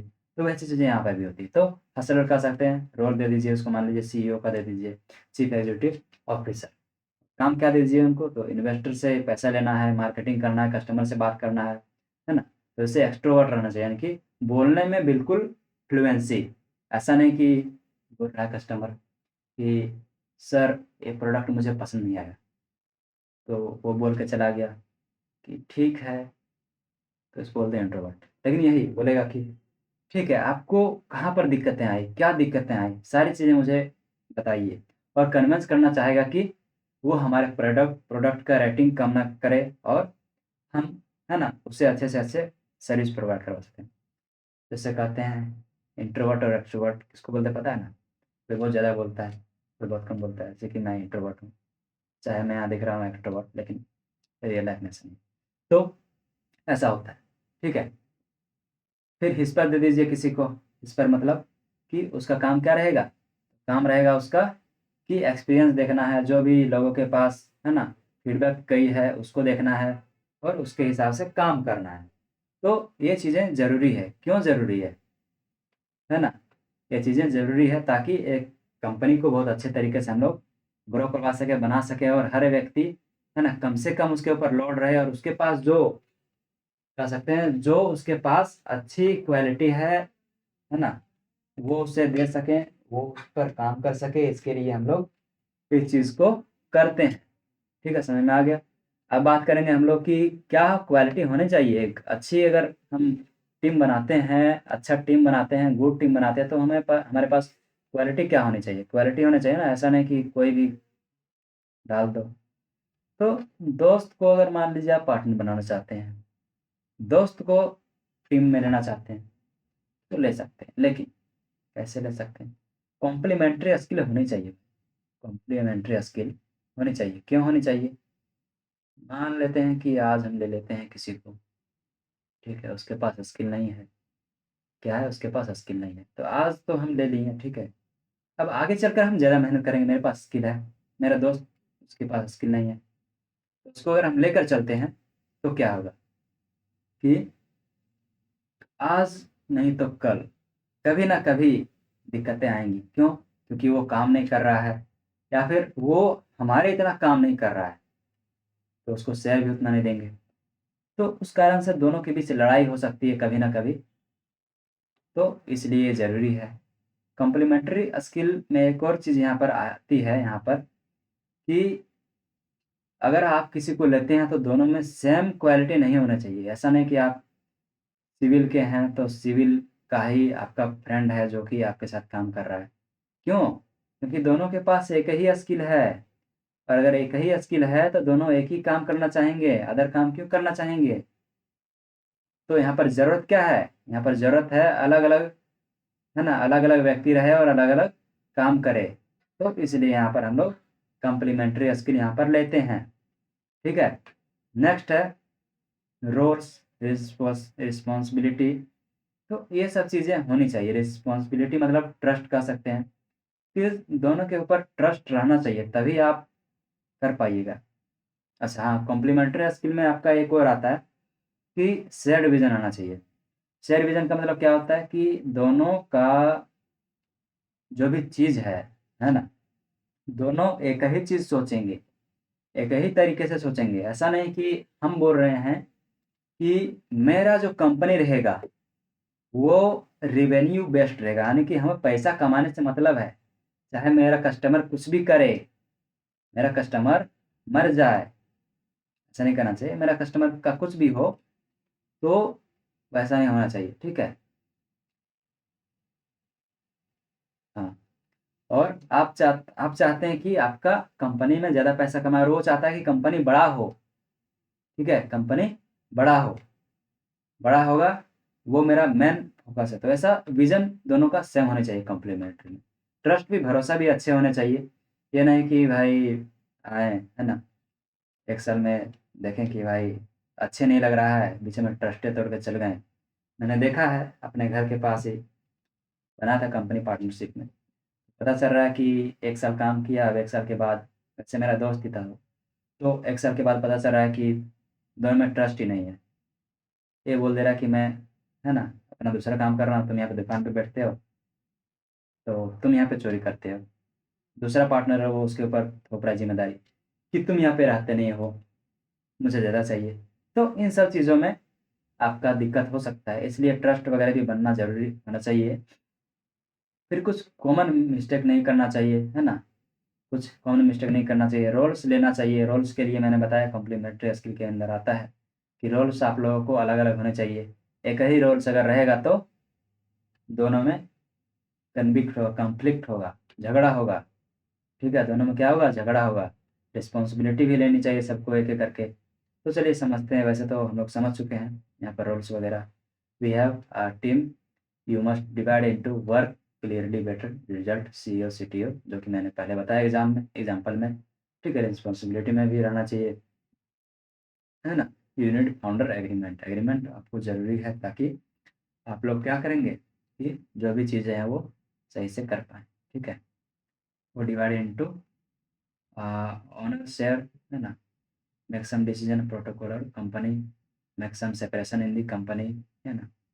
और to prevent destroying trust, trust तोड़ने से न टूटे ना, उसके लिए हम लोग क्या करेंगे? तो एंगेजमेंट के लिए रिस्पॉन्सिबिलिटी सबको दे देना चाहिए, ठीक है? नेक्स्ट चलते हैं importance of company culture. Company culture क्या होता है? समझ में आ रहा है कंपनी कल्चर क्या होता है? क्या होता है? तो कंपनी कल्चर जो होता है स्टार्टअप में या फिर बिजनेस में, आ, आपने देखा होगा कि बहुत सारी कंपनी जैसी होती है, उसमें क्या होता है ना कि बॉस जो होता है उनका जो, क्या बोलते हैं उसको, एक तरीके से कह सकते हैं कि उसका जो पर्सनैलिटी होता है वो, है ना, अपने एम्प्लॉय के थ्रू, एम्प्लॉय के हिसाब से, एम्प्लॉय के लिए बहुत ही खराब होता है। मतलब वो डाँटते रहता है हमेशा, रूल्स लगा दिया 4-5 गो, ठीक है? ऐसा नहीं करना, वैसे नहीं करना, दिन भर आना है तो एकदम चुपचाप बैठे रहना है। तो वो सारी चीज़ें होती हैं, यहाँ पे कल्चर बोलते हैं। तो कल्चर हम लोग अपने हिसाब से लगा सकते हैं। कंपनी कह सकते हैं कि कंपनी कल्चर जो होता है वो ऑपरेटिंग सिस्टम है आपके स्टार्टअप का। आपका जो स्टार्टअप उसका ऑपरेटिंग सिस्टम है। क्यों ऑपरेटिंग सिस्टम है? मैं आगे डिफाइन करूँगा सारी चीज़ें कि ये ज़रूरी क्यों है ना? ये ज़रूरी क्यों है ना? It is a set of value and behaviour that determine how your employee interact with boss और विथ कस्टमर। कस्टमर के साथ कैसे इंटरैक्ट कर रहा है, बॉस के साथ कैसे एम्प्लॉय जो है वो इंटरैक्ट कर रहा है, एम्प्लॉय से एम्प्लॉय कैसे इंटरैक्ट कर रहा है। खास करके वैसे समय में जब आप यानी कि बॉस केबिन में ना हो, बॉस वहाँ पर ना हो, तो जो हमारा एम्प्लॉय है वो कैसे काम कर रहा है ना? बॉस एम्प्लॉय जो है वो कैसे काम कर रहा है। लोग सोचते हैं कि कंपनी कल्चर का मतलब होता है कि ऑफिस में फ्री कॉफ़ी, बिग है ना, बैग्स, पिज़्ज़ा पार्टी, गलत। ये ऐसी चीज़ें नहीं होती है। कंपनी कल्चर का मतलब होता है कि जब बॉस कमरे में नहीं है, तब लोग काम कैसे कर रहे हैं, है ना? इसको बोलते हैं कंपनी कल्चर। लोग अपने, है ना, आगे-पीछे वहाँ का एनवायरनमेंट कैसा है। तो वैसे कह सकते हैं कि कंपनी कल्चर जो होता है वो अनरिटन रूल्स होता है बिहेवियर का। कोई लिखा हुआ रूल नहीं होता लिखा हुआ। वो, है ना, अनरिटन होता है, लोगों के बीच बिहेवियर होता है, लोग कैसे बिहेव कर रहे हैं एक-दूसरे से, है ना? इस चीज़ के बारे में होता है। जैसे कुछ फैमिली में ज़रूर होता है कि डिनर के टाइम में, है ना, सब साथ में बैठ के खाएँगे और फ़ोन अलाउड नहीं। तो कनेक्टर कल्चर का एक एग्ज़ाम्पल हो गया, है ना? कुछ फैमिली में रोल होता है ना, रूल होता है कि जो मर्ज़ी करो बस मार्क्स परफ़ॉर्मेंस अच्छी होनी चाहिए। तो ये परफ़ॉर्मेंस कल्चर पे बेस्ड है ना? जैसा करना वैसा करो, परफ़ॉर्मेंस अच्छा होना चाहिए। तो इसका एग्ज़ाम्पल हम ले सकते हैं किस तरीके से कि आइसबर्ग जानते हैं ना? आइसबर्ग किसको बोलते हैं? आइस का टुकड़ा जो कि समुद्र में तैरता है, जिसमें टाइटन टकरा के 2 हिस्सों में टूट गया था। तो आइसबर्ग जो होता है ना, वो क्या होता है? आइसबर्ग इस तरीके से मान लीजिए यहाँ पे वाटर है, मैं अच्छे से ड्रॉ करूँ? चलिए अच्छे से ड्रॉ करता हूँ। तो मान लीजिए कि ये आपका वाटर लेवल है, ठीक है? और आइसबर्ग इस तरीके से है। ये मान लीजिए इतना बड़ा, इतना बड़ा, इतना बड़ा और ये इतना बड़ा, ठीक है? ये इतना बड़ा आपका आइसबर्ग है। तो आइसबर्ग में आप क्या देख रहे हैं? ये वाला पार्ट देख रहे हैं, लेकिन ये नीचे वाला पार्ट नहीं देख पा रहे हैं। ये पार्ट देख रहे हैं कौन-सा? नज़र आ रहा है, कौन-सा कि पीपल्स दिख रहे हैं आपको, वहाँ पे, है ना? ड्रेस कोड दिख रहा है आपको, लोकेशन दिख रहा है, कहाँ बैठे हुए हैं, ऑफ़िस का एनवायरनमेंट दिख रहा है, सब चीज़ दिख रहा है, लेकिन कुछ चीज़ें होती है, जैसे कि ट्रस्ट, ये दिखता नहीं है, लोगों के बीच बन जाता है, वहाँ के माहौल के हिसाब से। तो ये सब चीज़ों को हम लोग बोलते हैं कंपनी कल्चर बोलते हैं, ठीक है? अथॉरिटी, मान लीजिए कि आपका कंपनी है, ठीक है? और बॉस नहीं है या फिर बॉस है भी तो बहुत सारी चीज़ों में इसे यूज़ किया जाता है। मैं आगे इसके बारे में डिस्कस करूँगा। फ्लेक्सिबिलिटी हो गया आपका, है ना? अपने आप को प्रोटेक्ट, सेफ्टी फ़ील करवाना, ख़ास करके वुमेन्स जो होती है ना? तो ये एनवायरनमेंट एक तरीके से होता है, लेकिन एनवायरनमेंट से थोड़ा अलग होता है कंपनी कल्चर, कंपनी में कैसा है। आप ही सोचिए कि अगर एक कंपनी है, वहाँ पे लोगों के पास बहुत ज़्यादा पैसा लोगों को दिया जा रहा है, ठीक है? क्या है कि जो एम्प्लॉयी है उसको पैसा बहुत दिया जा रहा है, लेकिन दिक्कत क्या है कि वहाँ आपकी इज़्ज़त नहीं है। आप जा रहे हैं, बोलता है कि दिन भर यहाँ पे खटो, दिन भर आप यहाँ पे काम करो, आपको कोई भी चीज़ें प्रोवाइड नहीं करवाई जाएँगी, आपसे बदतमीज़ी से बात किया जा रहा है, तो आप वहाँ पे काम नहीं करेंगे क्योंकि यहाँ पे कंपनी कल्चर जो है वो अच्छा नहीं है। ख़ास करके कंपनी कल्चर का जो है थिंक जो भी सोचने का है या फिर ये कॉन्सेप्ट आपको तब काम आएगा जब आप कंपनी में जॉइन करेंगे। ख़ास करके अभी 6th सेमेस्टर में जॉइन करना है, तो कंपनी कल्चर वहाँ पे आपको जाके अच्छे से मालूम पड़ेगा कि कंपनी कल्चर क्या है। इस बात को वहाँ पे आप याद कीजिए कि कंपनी कल्चर सर बताए हुए थे, क्या होता है, ठीक है? समझ में आ गया? वही अगर एक और जगह आपको काम दिया जाए, वहाँ पे आपका सैलरी तो उतना अच्छा नहीं है, लेकिन आपको बहुत अच्छा रिस्पेक्ट दिया जा रहा है, बातचीत किया जा रहा है ना? अदर जो पर्सन है उससे भी आपकी बा बोलचाल, है ना? मतलब काम करते-करते आपका दिन खत्म हो जाता है, ठीक है? आपको यहाँ तक कि काम करते-करते आपका काम कब खत्म हो रहा है वो भी पता नहीं चलता, तो वैसे एनवायरनमेंट को बोलते हैं अच्छा है, ठीक है? तो अगर कहते हैं कि इम्पोर्टेंट क्यों है? तो एम्प्लॉयमेंट रीअटेंशन के लिए ज़रूरी होती है। मैंने जैसे बताया अभी, गुड कल्चर अगर एम्प्लॉयी रीअटेंशन यानी एम्प्लॉयी आपका आएगा ही नहीं अगर बैड कल्चर रहेगा तो। स्पीड ऑफ डिसीज़न, अगर आपका कल्चर अच्छा रहता है और आपने लोगों को दे रखा है अथॉरिटी कि आप इस चीज़ को बनाइए और उसे लागू कर दीजिए, भेज दीजिए।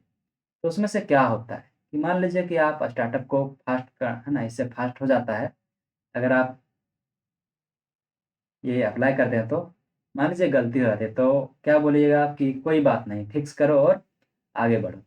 तो लोग रिस्क लेंगे और काम थोड़ा ज़्यादा करेंगे। लेकिन वहीं अगर बैड कल्चर में कि गलती हुआ तो क्या बोल दीजिएगा डायरेक्ट आप कि गलती की तो नौकरी से निकाले, है ना, निकाले जाओगे। तो लोग डर जाएँगे और अप्रूवल का वेट करेंगे कि जब तक हमें अप्रूव नहीं किया जाएगा, तब तक इस चीज़ को हम आगे फॉरवर्ड नहीं करेंगे। इससे क्या होगा, काम स्लो हो जाएगा। रेपुटेशन ब्रांड का इज़्ज़त बनता है। जैसे टाटा ग्रुप मैंने बताया था, तो उनका कल्चर जो होता है वो ट्रस्ट बहुत मज़बूत बनाया गया है। इतना अच्छा है कि लोग उसको उसके नाम को सुनते ही बोलते हैं कि अगर इसमें मुझे जॉब करने का मौका मिले, इसका प्रोडक्ट खरीदना है तो, है ना? बिना कोई चीज़ देखे समझे, है ना? वो उस चीज़ को खरीद लेते हैं या फिर वहाँ पे काम करने चले जाते हैं।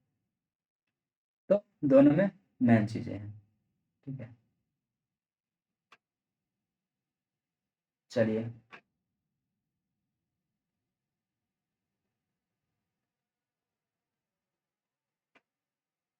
अब यहाँ पे हम लोग इम्पोर्टेंस तो समझ गए क्या होता है।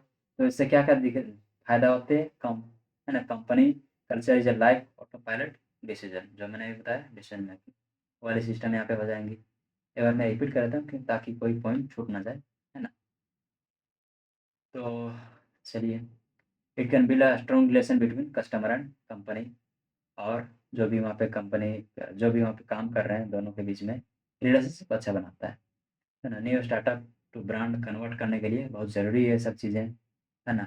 लोग कम वेजेस पर भी काम करना शुरू कर देंगे, काम करना चाहेंगे अगर आपका वर्क बैलेंस, काम करने का जगह बहुत हैप्पी रहता है ना? लोग है ना, क्या रहते हैं, स्ट्रेस फ्री रहते हैं तो। आपने सुना होगा कि बड़ी-बड़ी कंपनियाँ जो होती है जिसका क्या है पैकेज 1.2 एलपीए, बहुत कम है भाई। मान लीजिए 50 एलपीए है, ठीक है? तो इन सब कंपनीज़ में क्या होता है, आपने सुना होगा, देखा होगा, जाना होगा कि ट्रिप दिया जाता है, मंथली ट्रिप। काम कीजिए और ट्रिप पे घूम के आइए। स्ट्रेस नहीं रहना चाहिए, क्योंकि स्ट्रेस रहने से मेंटली जो है ना व्यक्ति, वर्कर, वो डिस्ट्रैक्ट हो जाता है और काम को सही से नहीं कर पाते। वही अगर उसको अ, छोड़ दिया जाता है ना? उसको अच्छे से घूमने वगैरह दिया जाता है, जो भी चीज़ें हैं, अच्छी माहौल में उसे रखा जाता है तो बहुत अच्छा वो परफ़ॉर्मेंस देता है, ऐसा कि उड़ता फिरूँ मस्त गगन में, है ना? वैसा वाला सिस्टम होता है। चलिए, इम्पोर्टेंस तो हम लोग समझ गए। पीछे चले गए थे क्या? शायद। हाँ, ठीक है।